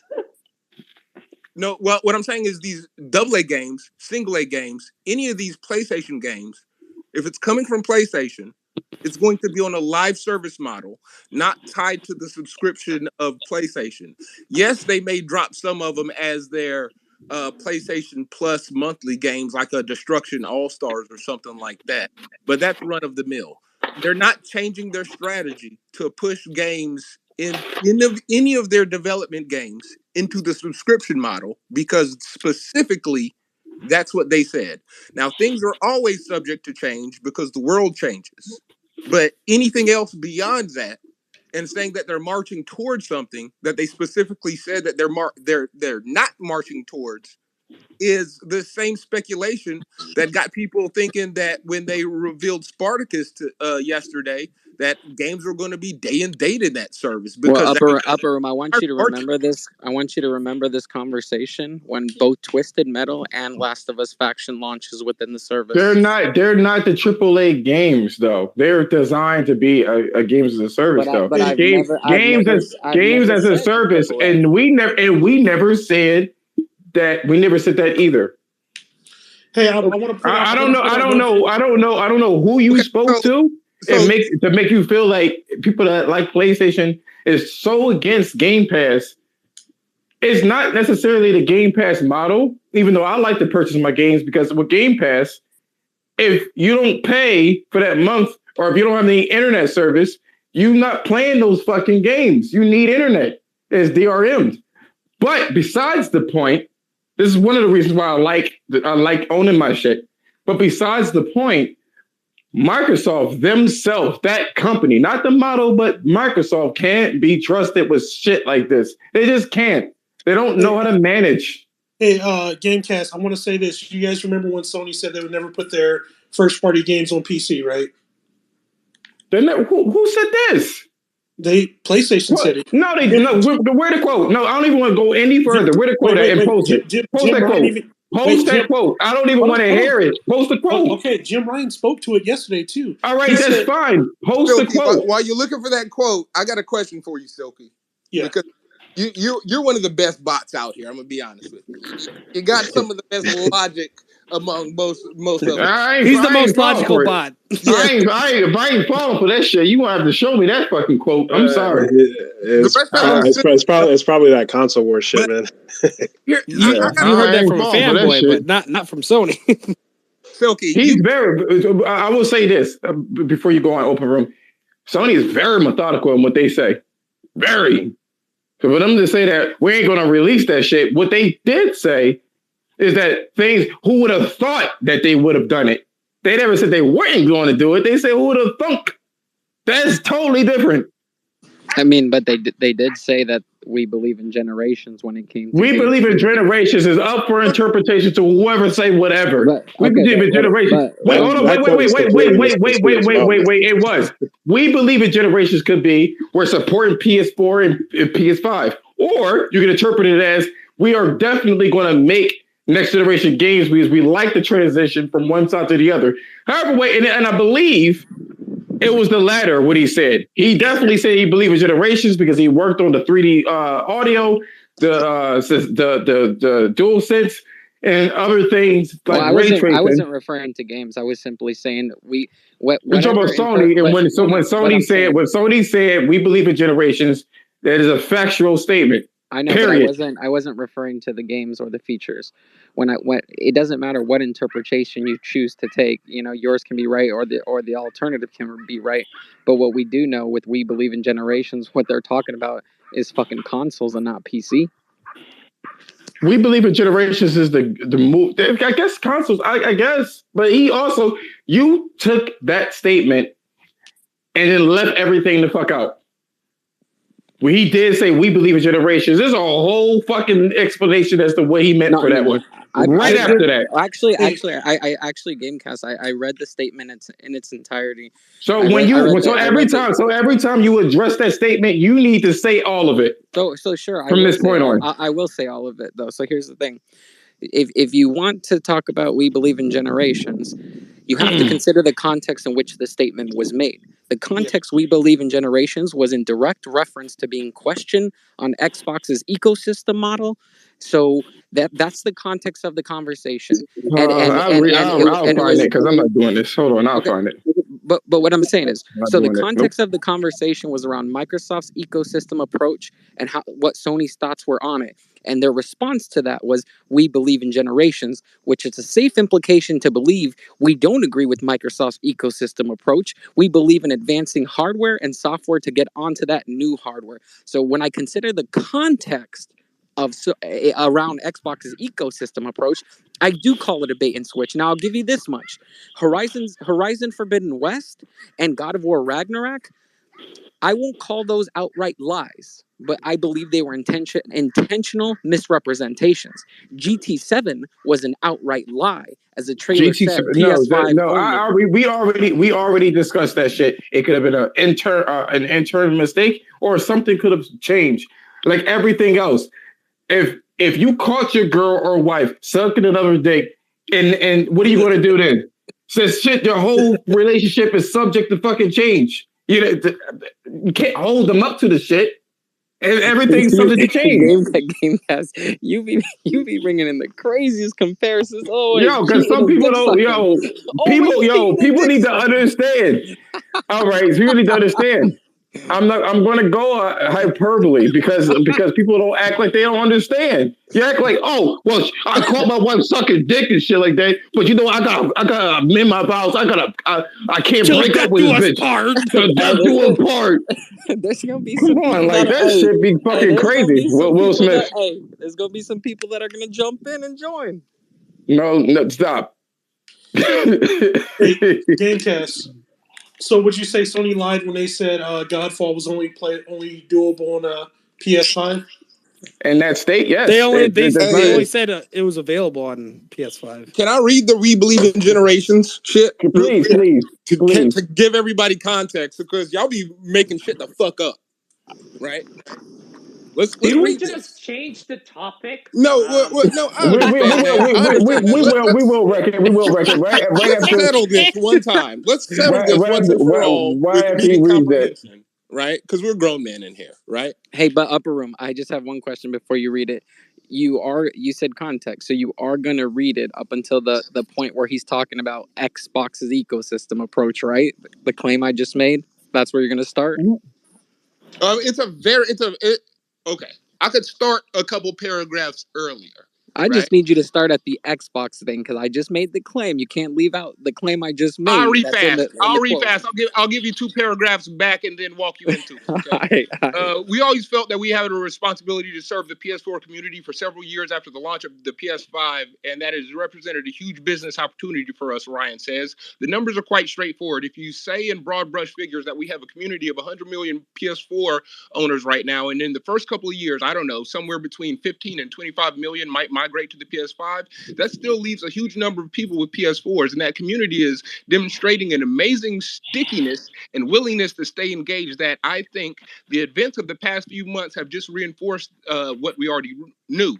But it's certainly been eye-opening, whether it's because we have had a big spike in the PlayStation Plus subscriptions, we make sure that the proposition remains interesting and that the people want to renew, or whether it's because of all these people have their PlayStation back out over the last couple months. So we try to find a way to make them want to go buy The Last of Us Part 2 or go to Tsushima. I don't think we've learned stuff that's completely new, but everything is very definitely amplified. One way to keep PS4 users engaged would be this is not a direct quote right here in this part. One way to keep PS4 users engaged would be to make upcoming PS5 games playable on the older machine, just like Microsoft is proposing with the Xbox Series X games being playable on the Xbox One. Yet Ryan says that's not something the PlayStation is interested in doing. Pause for one moment. So I made the claim that the "We Believe It in Generation" statement came in response to Microsoft's approach, and he said that you're not gonna blend it. You're not gonna Chico. No, I know what he's doing.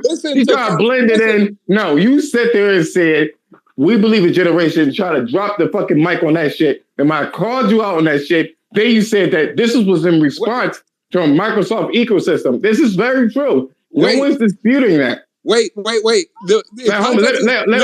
finish. Let me finish, because context is very important. Because y'all remember when I stopped and I said, this is not a direct quote that I'm reading. The last paragraph that I just now read was not a direct quote that Jim Ryan was speaking.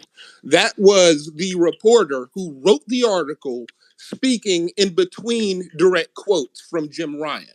What is it? Gaming Biz? Games industry biz. I think so. Yeah. So he is then throwing a tangent in the middle of the story, right? That is not Jim Ryan's thoughts, right? So then Jim Ryan continues. Now this is direct quote once again, right? So that paragraph right there is not Jim Ryan lying to you. That's a reporter throwing their ideas into the story. Now let me continue the direct quote. We have always said that we believe in generations. We believe that when you go to all the trouble of creating a next-gen console, that it should include features and benefits that the previous generation does not include.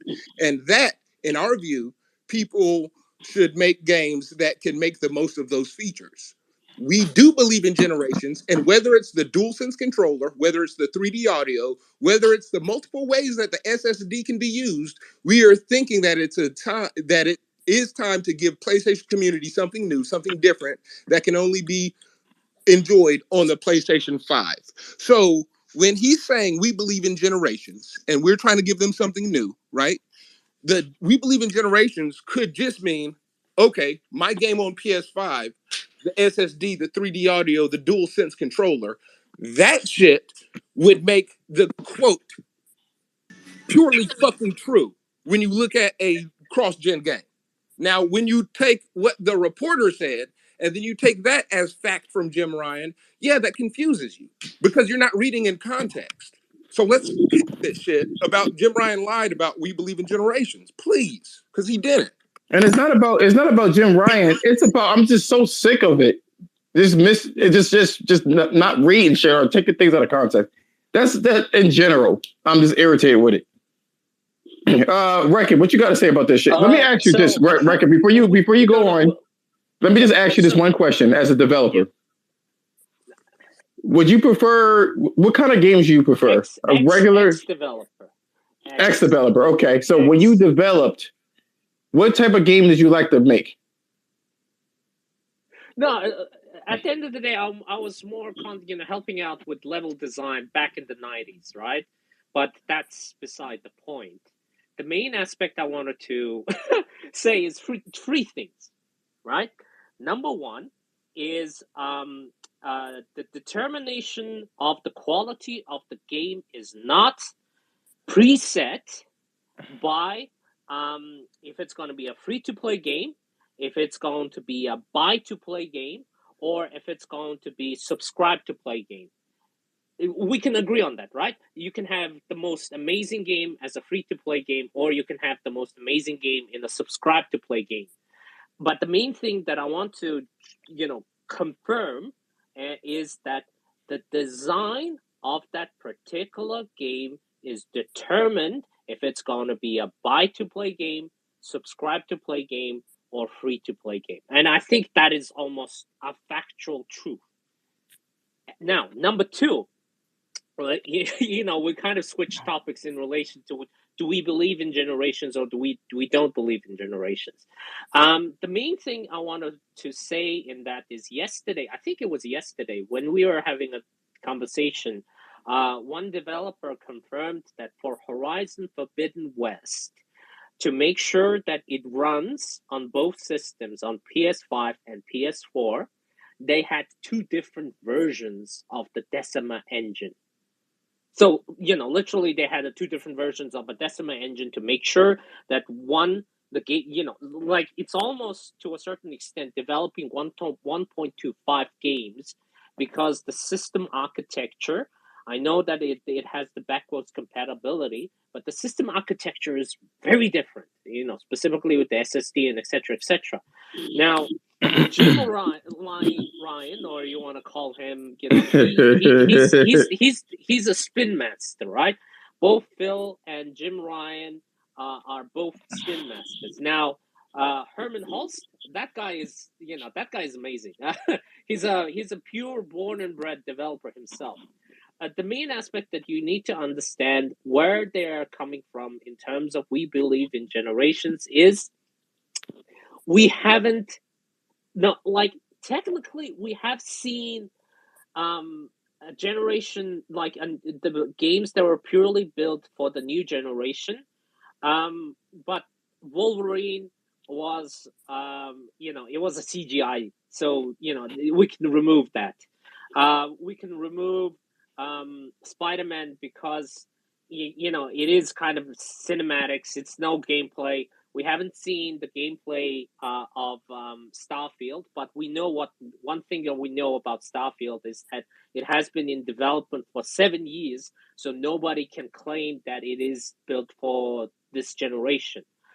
In all honesty, we haven't seen a game purely designed for this new generation. Even Returnal is designed for designed on Unreal 4, so you can remove that. Yeah. What is the other one? Demon Souls. Ratchet it is and Clank. A remake. Ratchet and Clank was, it is not utilizing the full computational capability of PS5, and the reason being is that they had to kind of ballpark it. It's like how fast the SSD is gonna be. This is one of the reasons that people say, Ratchet and Clank. They claim that you're going to have seamless going between two worlds. Yes, you see that, but the main thing that you see in regards to that is it's limited, right? It is limited to a specific small area, or it is kind of a preset determined by how the player character is traveling. And the reason they did that is they were not sure how the capability of the system, how it's going to be. So in all honesty, we haven't seen the next generation games from anyone. The only other game that you probably can claim potentially is Astro Bots, but even so, Astro Bots, that was ballpark too. The only thing they focused on Spider-Man 2 would probably be the earliest that might be developed from day one for the PS5. That's the earliest. That might not even be.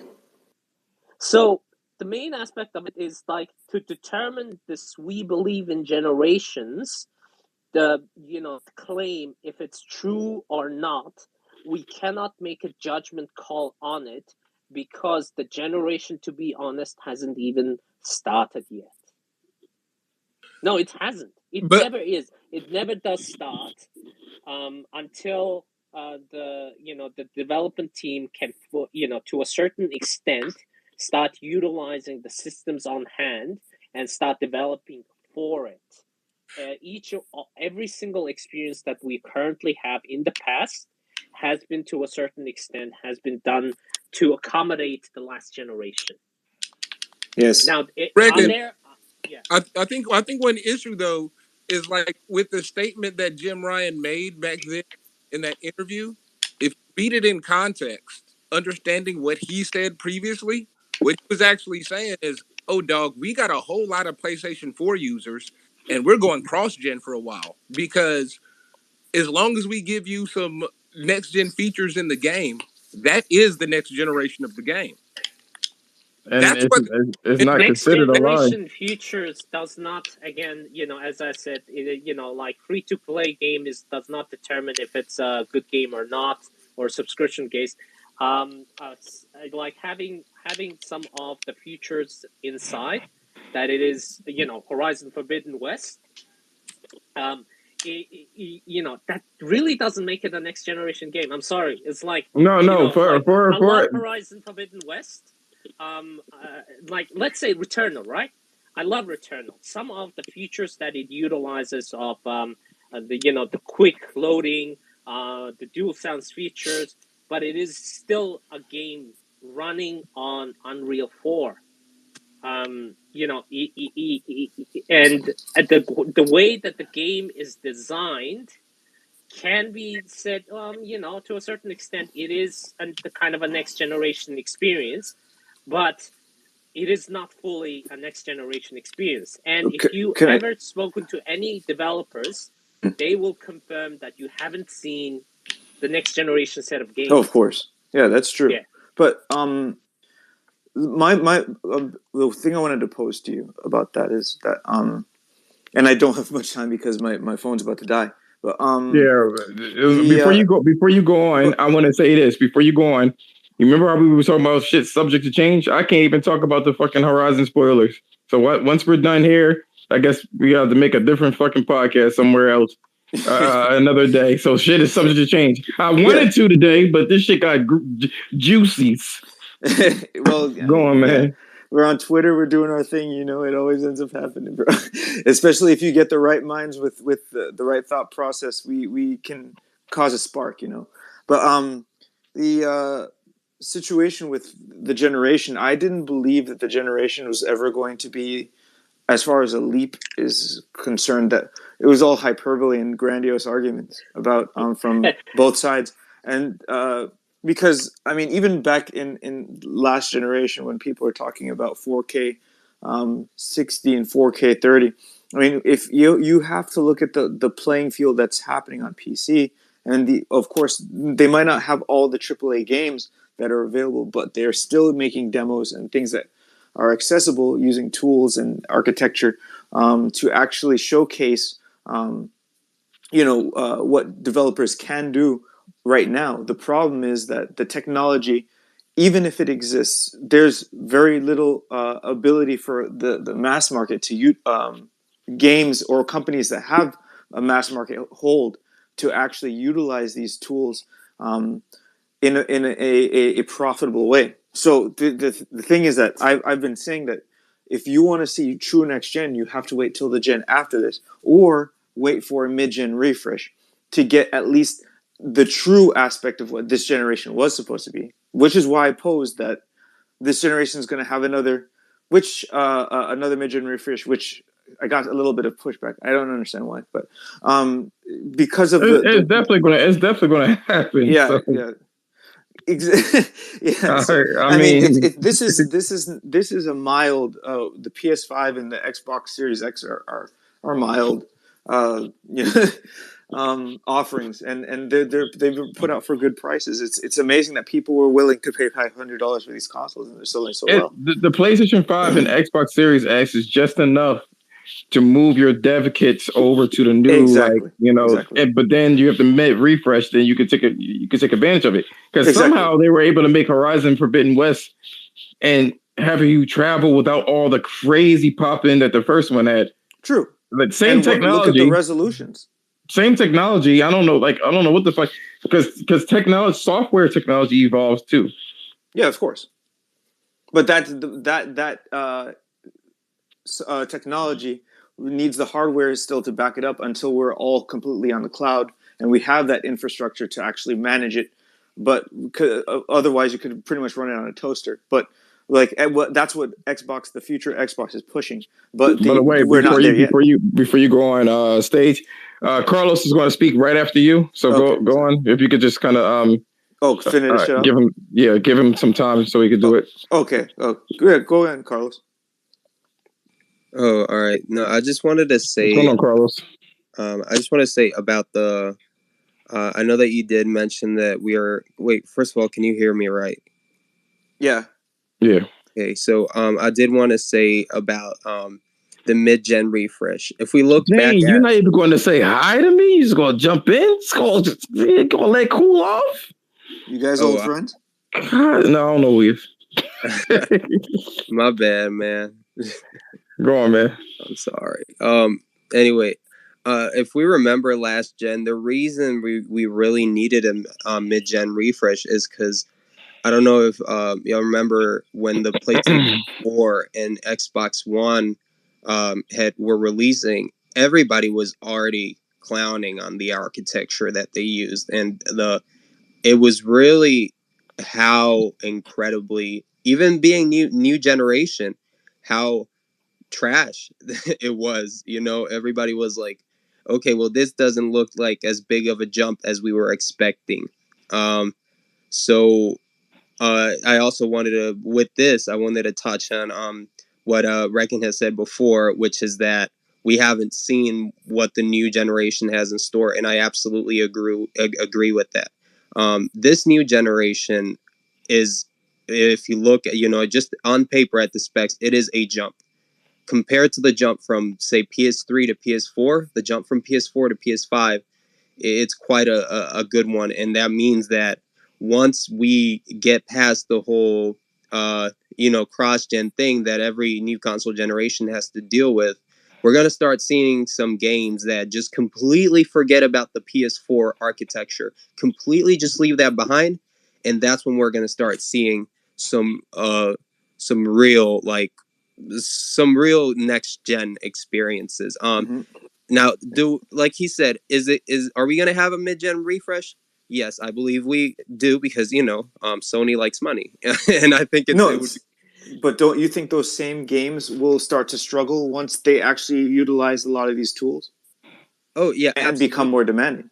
Yeah, so I think it would be useful to do a mid-gen refresh, but I personally believe that the new consoles, the PS5 and the Xbox Series X, make enough of a leap to where it's not going to be as, if you compare an Xbox One game, a game running on the Xbox One to a game running on the Xbox One X, just that, you see like a huge difference.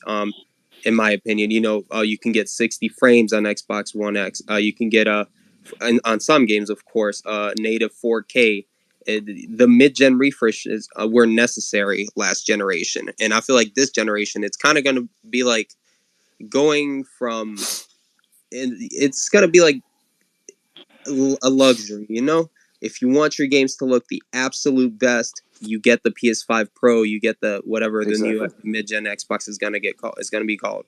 It's not like in my opinion, it was a necessity to get the Xbox One. If you were a fan of Xbox, in my opinion, it was a necessity to get the Xbox One X, because the Xbox One was underpowered off the bat.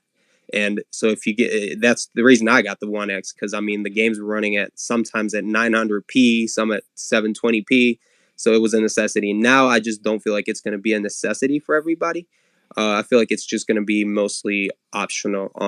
But because these consoles, they are powerhouses. I mean, if you just look at the specs, the PS4 was pretty decent. It was a well balanced machine. Like again, we were so used to, like, if you gamed on the Xbox 360 and the PS3, man, the frame rates was fucking awful. All we wanted was a solid frame rate, and we got that with that generation. Yeah, and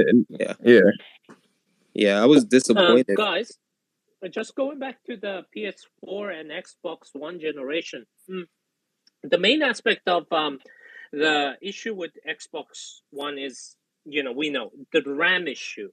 It's just stupid RAM. With PS4, of course, Mark Cerny being Mark Cerny, just keep this in mind. One of the interesting things, how from the PS4 and the PS5 generation, what they've started to do is, we are not the users of like PS5 and even and to a certain extent to PS4. From Mark Cerny or PlayStation side, the primary users of these systems are the developers. We're just the consumers of the product that are created on these, hardware. One of the interesting things with the last generation was the CPUs. Everybody, agrees that they were shit. Now, to get around it, to deliver, industry-defining experiences of all of the developers, what they started doing is utilizing some of the stuff that cannot be, done on the CPU because the CPU is limited. They started putting on top of the GPU. So some of the calculations usually that are run on the PC, on the CPU, are done through the GPU. So yay. The other thing that Naughty Dog are extremely good at it is they're really good at baking in assets or lighting, and with the new generation, what is going to happen is those types of baking in is starting to become not really required anymore, because as you've seen, right, some of the ray tracing games that came out sometimes even looks worse than the baked in lighting, and the reason being is that one is being computed, like being calculated on the go from a lighting perspective, and the other one is like literally an artist sat down for a whole day to make sure that from every single angle that baked in lighting looks better. So, and currently, as I said, like, the Decima, there's two different engines literally for PS4 and PS5, and the game is kind of simultaneously developed, same game, but on two different engines, and that is currently what is happening. But as soon as every single team member and each development studios get a green light saying, now you can drop the last generation, forget about some of the stuff that you've learned, go for it, then we're going to start seeing something amazing. And the one thing I would say is, I'm not sure if you've seen the screenshot, but there was a screenshot of the Spider-Man 2 street, how the street looked. And if you have a look at how the street looks in the first Spider-Man on the PS4, there's a night and day difference. And expect that type of leap in terms of the next generation of games. So, well, we already got the character models, like especially from Horizon. Not even talking about Peach Fuzz, just in general. I want to leave off with this. No one's upset about Game Pass, and what it's doing. It's just that Microsoft does not have a good track record of production. That's the biggest fucking problem that they got. And it's like when you give them something, they tend to fuck it up. I don't know, other than Halo and Forza, what was successful in the 20 years that they've actually 21 years that they actually been in the gaming industry. Because Gears wasn't even theirs, Halo was, so it's very hard to give somebody that's irresponsible that much responsibility to make this particular service good. What I believe is going to happen when it comes to when it comes to PlayStation Plus and it's like tiers, you are going to get games that are going to be day and date. I think the most sensible person would know this shit. I think everybody would know it if you're sensible enough to understand it. But Sony says something very specific. Why people flock to their platforms is to get a specific experience, and a specific experience is their AAA games. They are the forefront. They are they kind of basically, set the stage for what could be done on their hardware. So, and then everybody else could do whatever they want to do, and then now they decided to put their feet into, AAA. A Game Pass, the subscription service. And that's what they're planning on doing. I don't think that that's a problem because we already know Sony has a track record of focusing on their particular quality. We already know that. So when I do see people get mad at PlayStation fans for being upset about, like, I don't want the game industry to kind of move in that particular direction. Like I said, there's a psychology to the human mind, and the human mind typically doesn't fucking like things that they could just throw away. If you earn something, you put an investment into it. This is why the Souls community is what they are. They invested so much fucking time in doing it, and they could overlook any type of shortcoming it is because they have an attachment to it. If you're just throwing games out there without even advertising it, you're just saying, oh, if you buy Game Pass, you could just look at us. They don't, like I said, Microsoft don't know how to fucking do things and promote their own shit other than just saying that there's free games on the service. That's the biggest fucking problem. That's why people have issues with them. I think you can do both. I think you can honestly do both and be okay with it without having any particular issues. I think if your company can play it right, they could do both. Providing a game at the same time as day and date that you can purchase it for a lower cost is the stupidest fucking idea I've ever seen. Because most people want to play that shit, especially if you don't add quality to your game. If it's just some throwaway fucking AA game, they're not going to buy that shit if they have an option. They're going to play it for the subscription. I think Microsoft knows this, and then be done with it.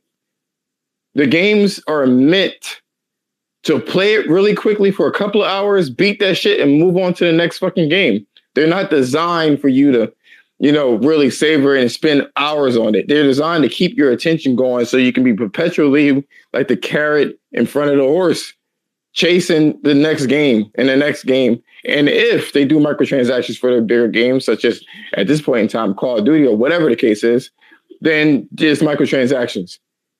I think what Sony is trying to do in closing is separate the AAA games from their games as a service and provide them both. The AAA games are supposed to draw your ass in, and if you so happen to like the games as a service, it'll be there for you. It's fine. It's whatever. And it's just one more thing too. No one ever addressed competing with a person's time.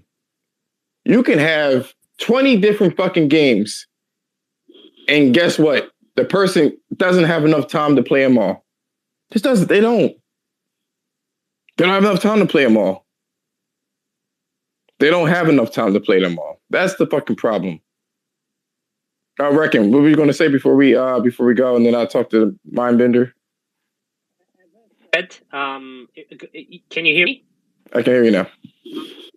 As I said, there are going to be amazing experiences that are going to be released on Game Pass, right? There's no doubt about it. And I hope. I'll be subscribing to Game Pass when Starfield comes out. But just keep this in mind: is that the majority of the experiences cannot be up to the level of what we are currently getting from PlayStation. That's just what it is. Hence the reason both systems exist. And I think one of the frustrations I believe that comes out of this whole console war thing is that it is now determined that to experience, the PlayStation games, you either have to have a PlayStation or wait until they come to PC. On the other side, we're going to get more and more these, forever green games. There are going to be some good ones. There are going to be some bad ones. But just keep in mind that, however you pay doesn't determine the quality of it, but however you end up paying determines how it's being designed. And I think that's the best way I can say in terms of, to sum up, how my feelings towards the subscription-based models. Yeah, I think that this type of game Sony makes with the high budget, straight up, it wouldn't be smart to try to put that shit day and date because of engagements, like Silky was saying. It's not designed for engagements. Those games are not designed that way. So it's like, it wouldn't even if you had infinite amount of money, it's not designed for that. You want people to continue to go, and then you run into another issue, which is people's time. And like what we saw in February when it came to Forbidden West and Elden Ring, someone has to make a decision on where you spend your time at. And if somebody's going to be left in the dust, and we don't know what happens to the developers if no one's downloading your shit to play. If it all is relegated to engagements, then they're dead weight for people that don't get enough engagements. Like for Bleeding Edge, for instance, if everyone's downloading Starfield and fucking bleeding the Ninja Theory or Ninja, whatever the fuck them shits are called, they're just dead weight and hanging on to whatever success it is. And all they're there for is just to pad the fucking service. And that's not good either. There's so many layers to just counting subscriptions and the amount of money it is to buy said subscription.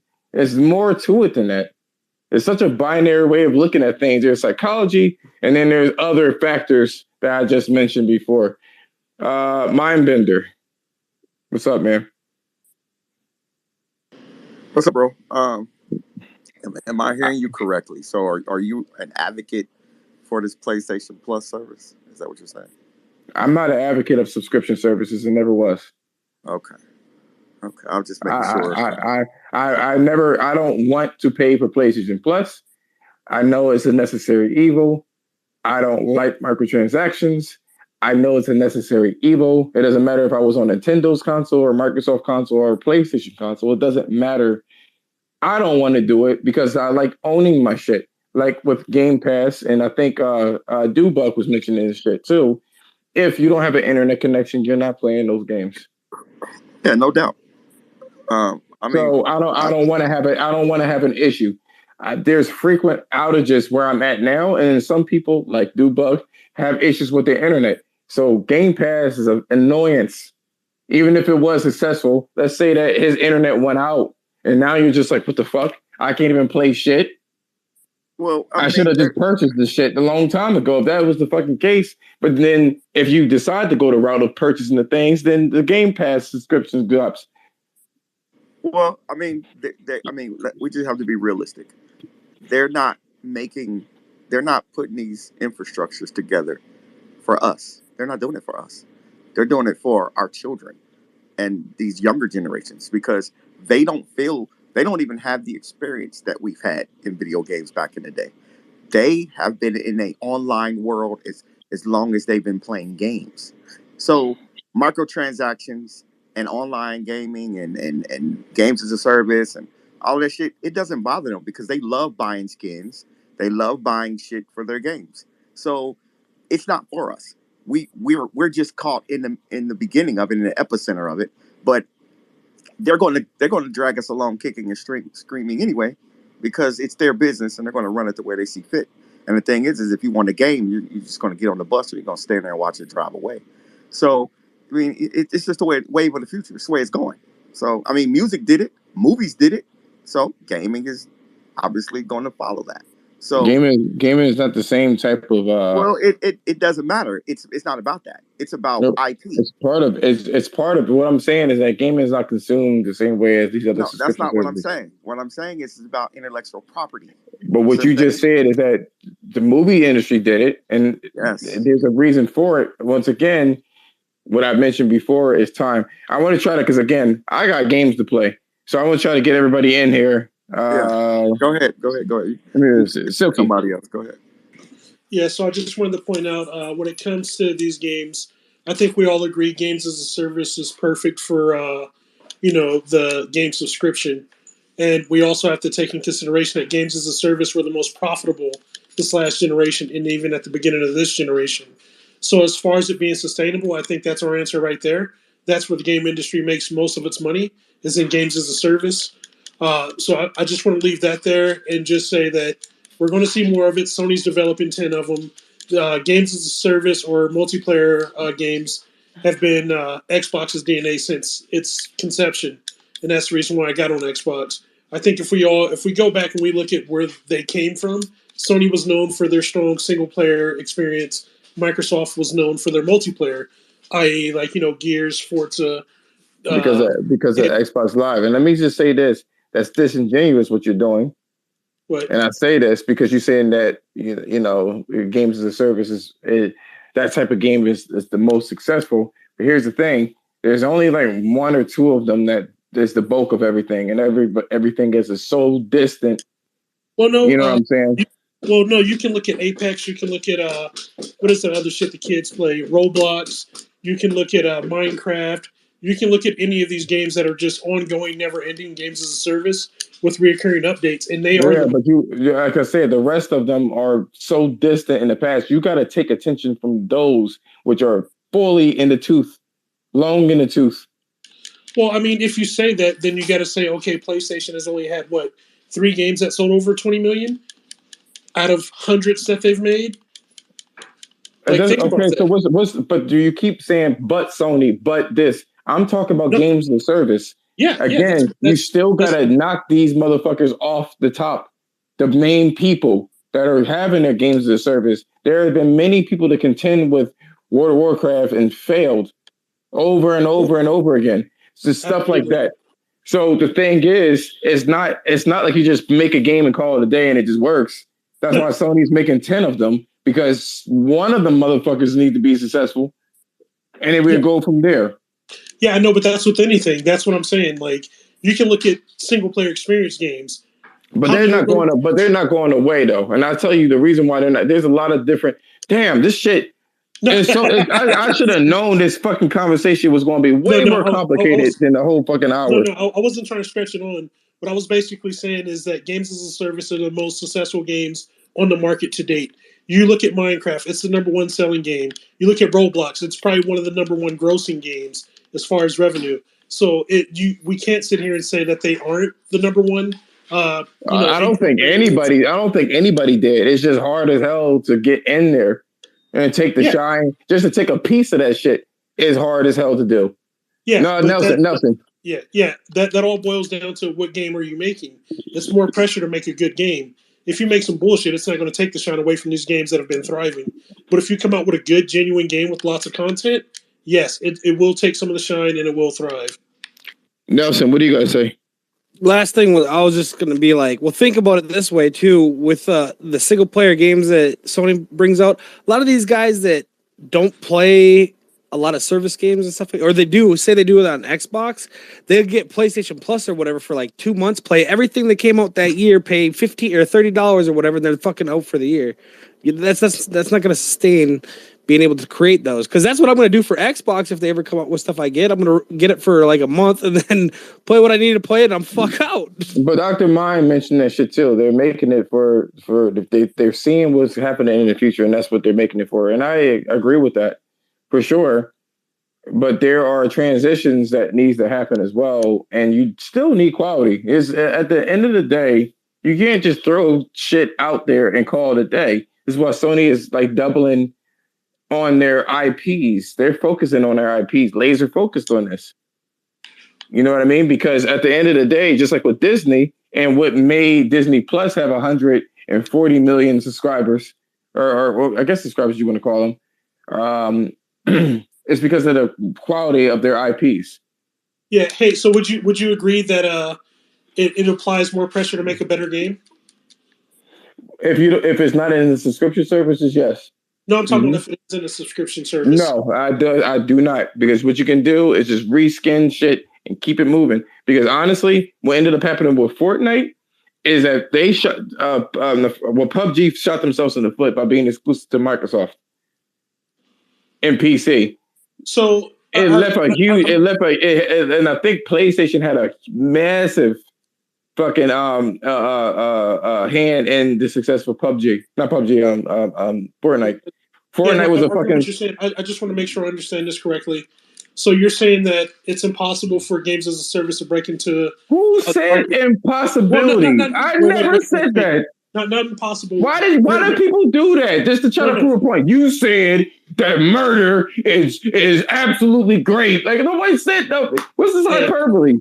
Hey, you've been doing that all night, man. You've been it worked perfectly fine. You just talk about some things. Go on, man. Go on. What you say? So what I'm saying is, you said it's very difficult for a game to break into this games as a service market, right?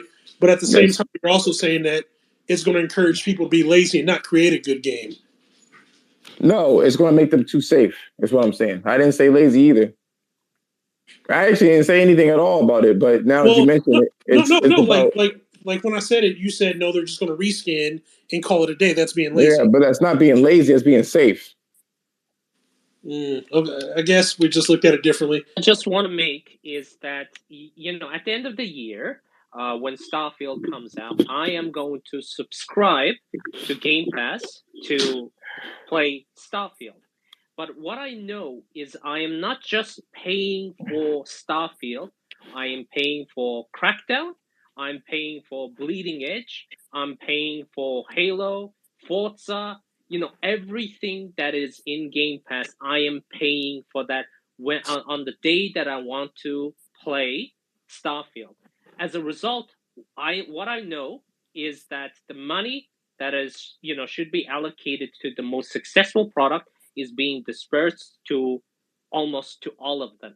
That is one of the dangers of from project how to say funding perspective that creates these subscription based dangers. Now, what I know that when I purchase Horizon Forbidden West or God of War is that when I purchase that money that I put forward for that single product goes for that product alone.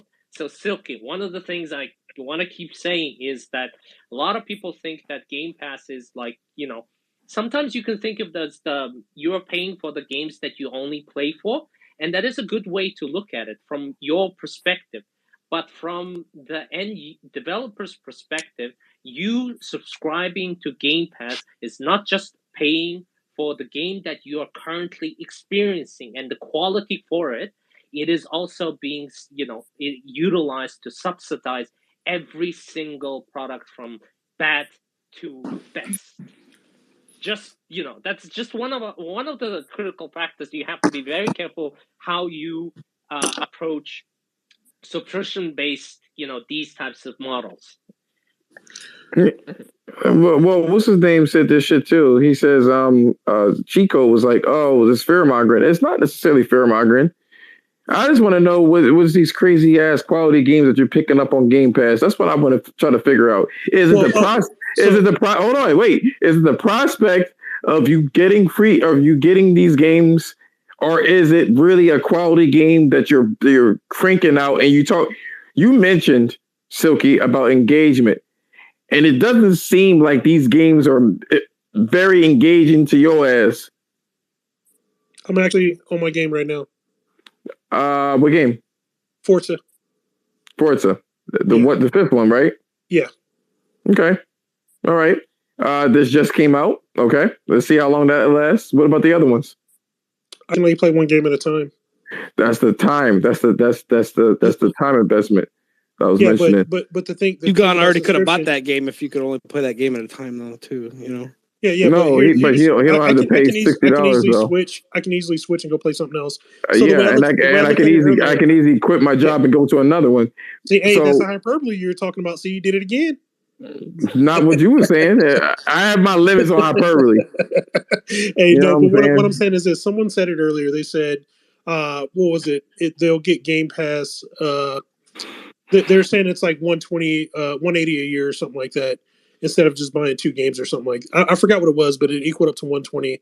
And my point is this: and like if the price of Game Pass per year is actually $120, unless you want the Ultimate Edition. So we have to take out the extra 60 unless you want to count Xbox Live. That's just for the record.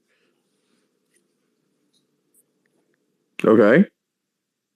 No, I'm just saying. So when people are like, "Oh, I can buy this game and this game in the same price that you pay for Game Pass," I'm like, "Yeah, but I also got Xbox Live. So yeah, how much is your Live costing you? So you got to add that extra 60 to play those games online, anyways." So, well, I'm not talking about the cost because the subscription service you can add. I mean, I work at a job where people talk about, oh, I have to pay for all this cable and it's $2,000 a year. I'm like, you can do that shit with every fucking thing. Add up your coffee that you bought. Like, don't even try to make it look like you wasted so much fucking money a year when you just bought a fucking Galaxy Flip. Get the fuck out of here. You know what I'm saying? Like, don't even talk to me about fucking money. You just don't like the fact that you pay for you can abuse my company, basically. So, you can't call them, can't call Samsung and hang up on your fucking ass. Okay? So, I mean, I don't know. Like, for me, when it comes to subscription services, like I said before, I like how Sony is actually allowing for choice of the different models for the developers, because it's not going to work for everybody. It allows for freedom of different types of games, because let's face it, if you're focusing on engagement, that's what it's going to be. Your game has to contort and conform to engagement to maximize success on the platform. You can't just be dead fucking weight and having something like Starfield carry the fucking way. You just can't. I would have to wait for examples to see a Real game. Yeah, that's what I'm saying. I have to wait for examples of seeing a game be adjusted to fit the model. Well, Halo, we know what Halo is. Halo is. But Halo, like Call of Duty, Call of Duty especially, we all know their multiplayer was going free to play. Okay, so we all knew that Halo, when they made Halo Infinite, that's why they called it Infinite, so it can have no end and you can just continue to pay it. That's what the marketing strategy was for that game. That was created like that. There is no Halo like that. Hey, So Game it Pass, was I think I definitely just like figured that. it out. It's different type of gaming preferences. So my two favorite games from last generation was Division 1 and Destiny 1. Like I've said this probably a million times. I think we talked about this before. I think you just like games as a service. I think that's your shit.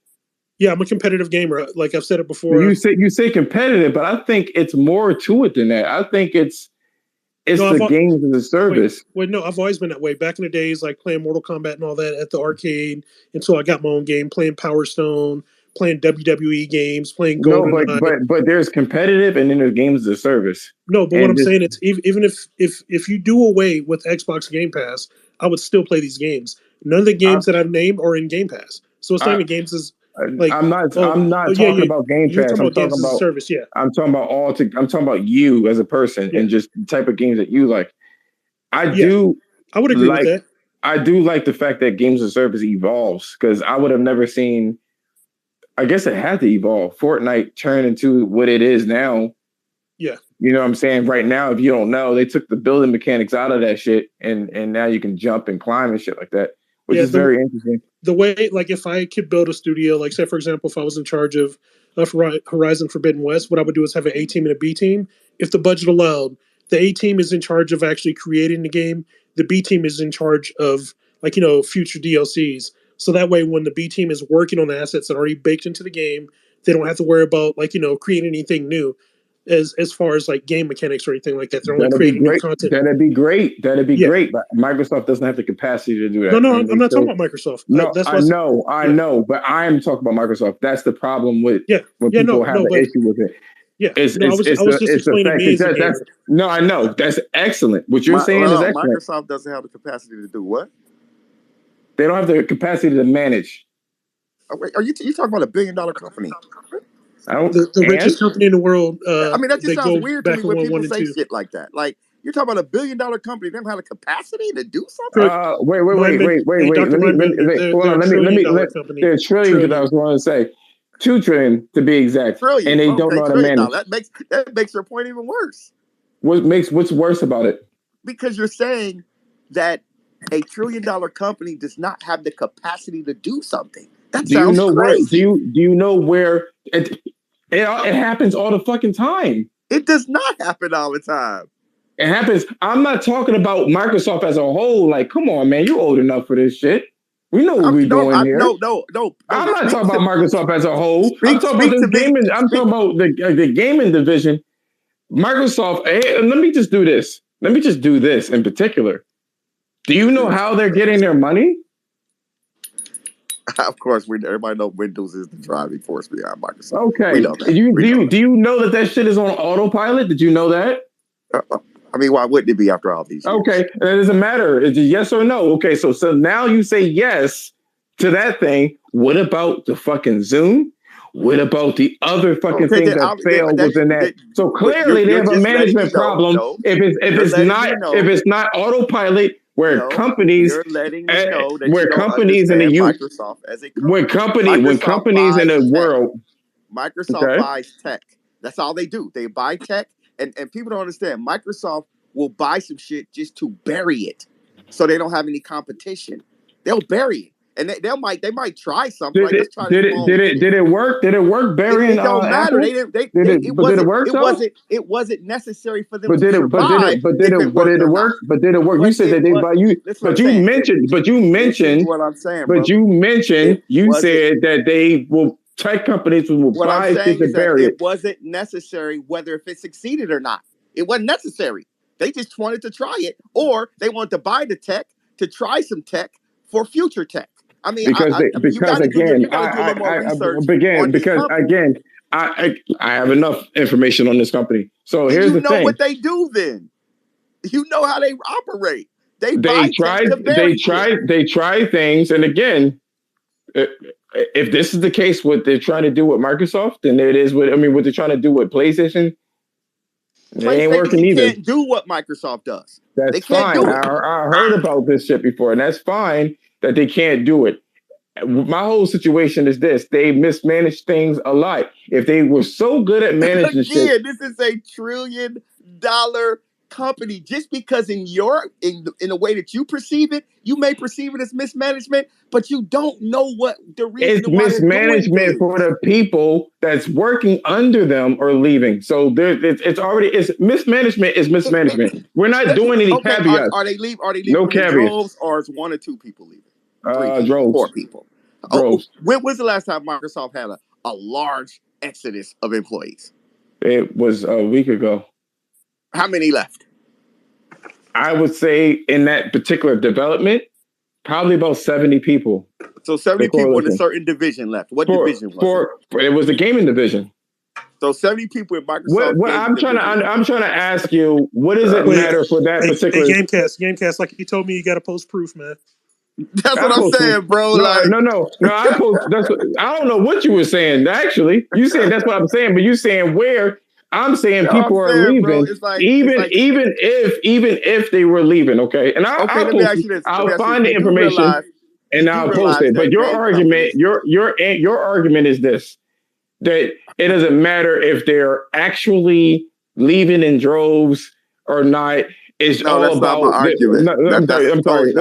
sorry. Your argument is this: they're a $2 trillion company, and that failure is impossible for them. No, I'm not. See, I did say that. See how you just did that? I never said that it was impossible. What I'm saying to you is that the likelihood of you being a one individual, making whatever money you make, living your life in your own right, can actually determine, dictate, or even assume what a $1 trillion company's reason for doing something is sounds fucking ridiculous. Because you don't know. Because you can't make that. You can't make that assessment either. Because you don't know what they're doing either, right? I know, right? But I tell you this: I'm not going to assume the negative.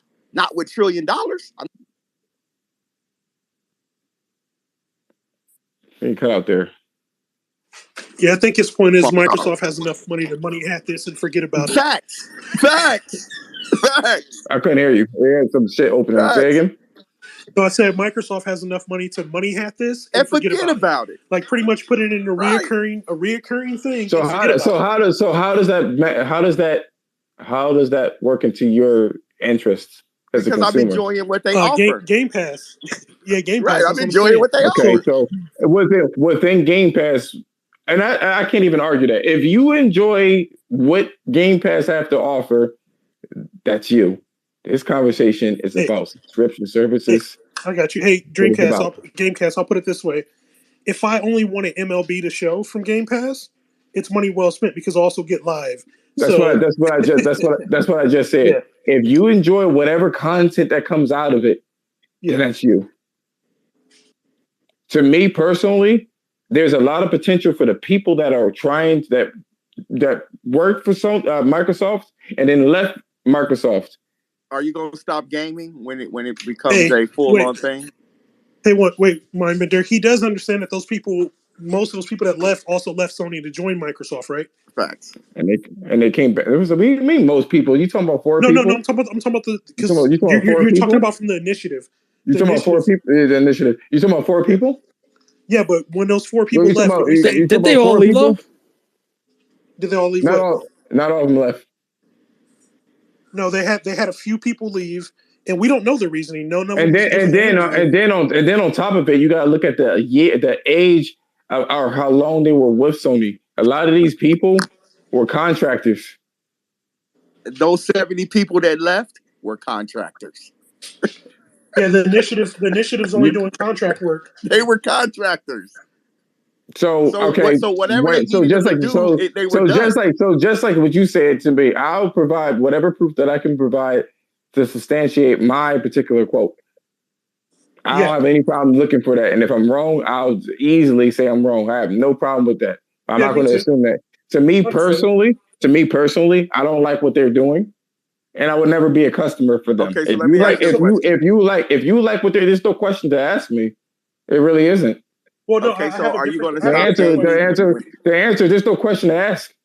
No, I'm saying, are you going to stop Again, gaming? I don't like what they're doing because to me they don't provide gas anything prices, but I that. got to put gas. But to me, I don't like what they're providing, so I won't game there. Hey, Gamecast, Reckon's raising his hand, but I just have one question, and it's to sum up the conversation. If PlayStation put their games day one in there and it did not change their level of quality, as you guys said, would you get the service? First, I thought I'd already answered that like an hour ago. No, you said you don't like subscription services. I'm just clarifying. Ask that again. I'm sorry. Ask again. If Sony announced that their big titles were going day one into PS whatever it is, Spartacus, and it did not change their quality as you see it today, like the quality was still excellent, would you get the service? No, I answered that question. No, I respect what you said, bro. I just had to ask the question plain and simple. But I already answered. I answered the question. I gave you a reason as to why. Because these subscription services, once the online connection goes down, you lose your ability to play them. But you lose your ability to play a lot of games when it goes down. Well, not the ones that I play. So I have no problem with that. Hey, Gamecast, I respect that. We like different types of games. I respect that. So like I said, if you like what you like, that's fine. Yeah. If you're a casual gamer, you casually play things where I want to. That's fine. Hey, Gamecast, in my eyes, man, people that only play against NPCs are casuals to me. Like it takes a real gamer to be able to beat another gamer. Like that's how I look at it in my eyes.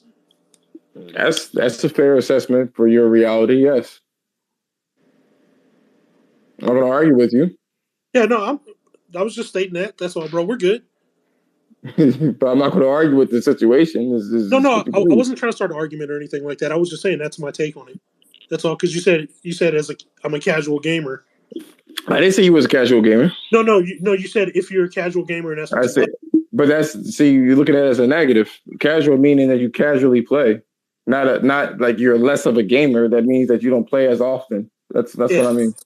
Yeah, no, I get what you're saying. I'm just saying, like, I got thousands of hours into all these games, so for me personally, I'm not casual, but I got you. No, I don't know what you play. I don't. I haven't looked into what you play. I don't have an Xbox to look deep into what you're playing. I say if you are a casual player, hey Silky, I think that was a sneak diss. He's trying to sneak diss you, bro.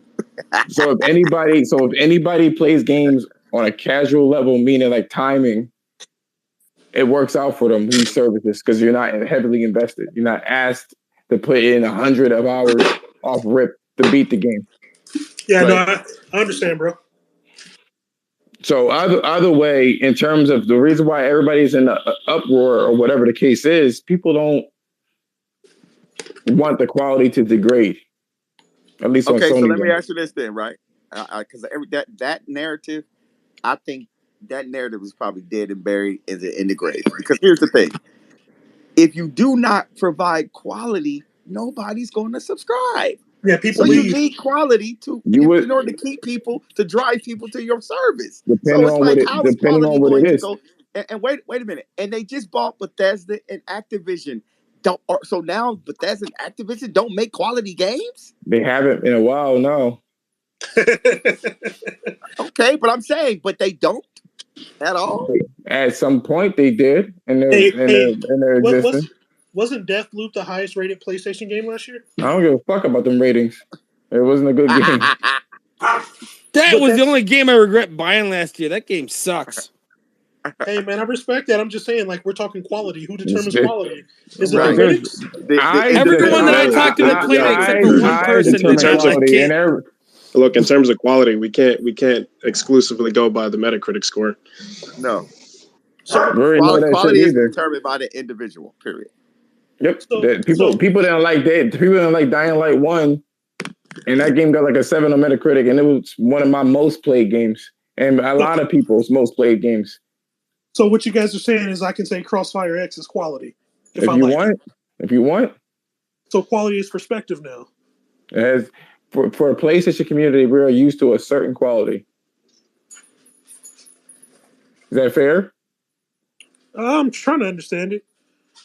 That's I didn't say anything because I'm trying to understand it. I'm saying, like, are you guys used to? Is it the cinematic games that you guys? Is that what you guys are talking about when you say quality? Quality can be quality and fidelity, quality and sound. Could be a lot of different things, but there's a certain quality that we're used to. Like animation quality. I don't like the animation of Assassin's Creed. They look like shit to me. You know what I mean? It's objectively higher on the PlayStation side in terms of animation. In terms of graphic fidelity, that's another thing too. The games typically you get more bang for your buck.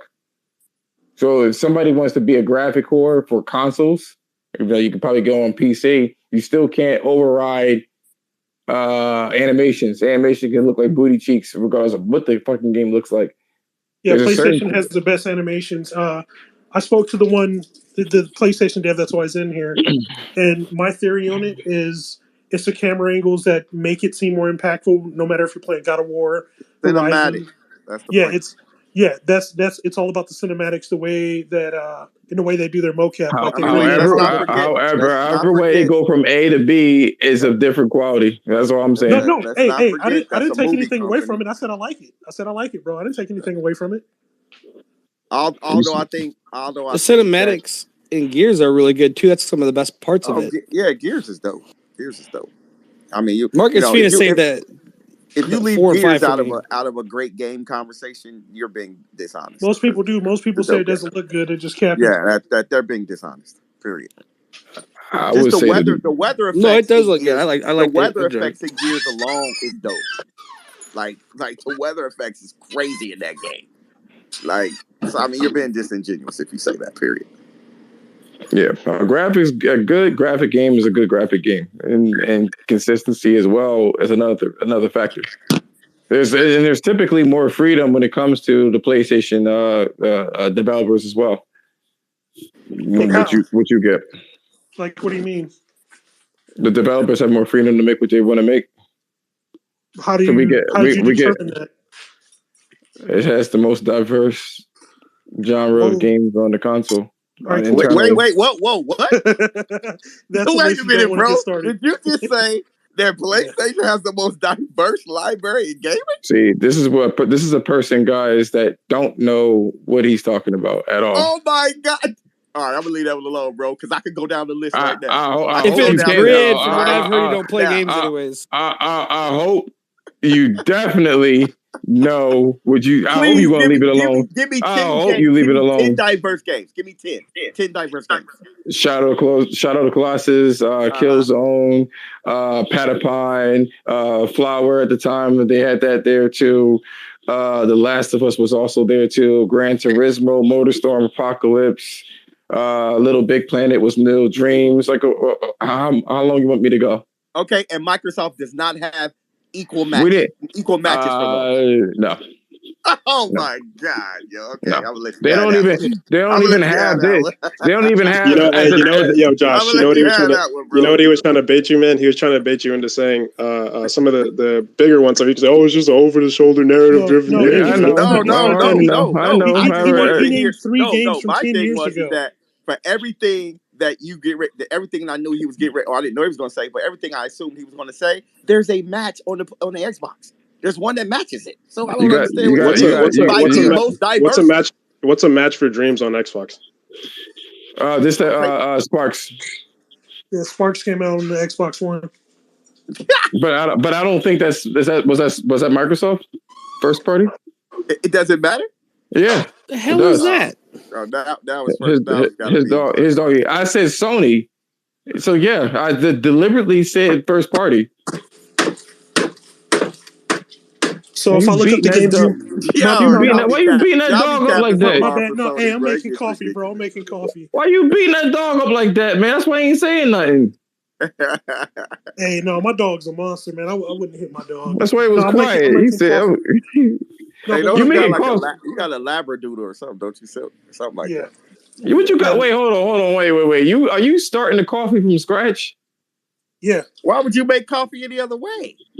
Man, nigga, I want the caffeine and keep it moving. You gotta start Man, with the oh beans, God, brother. I'll do You that gotta later. start with the beans, brother. I'll do that later. No, but yeah, Dubug. I know. He was going to try to bait me into that, saying it was over the shoulder. No, I wasn't trying to bait you into that. The last 10 years or whatever the case I wasn't trying is. to bait you into that. I can go. I can literally. I can just games. So I can tell you that there's a match for everything you can name. There's a match for it on Xbox. There's nothing like Shadow of the Colossus on Xbox. Oh Lord, here we go. There's nothing like I'm talking about internally. Their team. There's nothing like Patapine or fucking Local Roco and that fucking shit at all. I don't even know what those are. Those double A or I know you don't know. You scraped the bucket on Local Roco. Or those double A or that. triple A?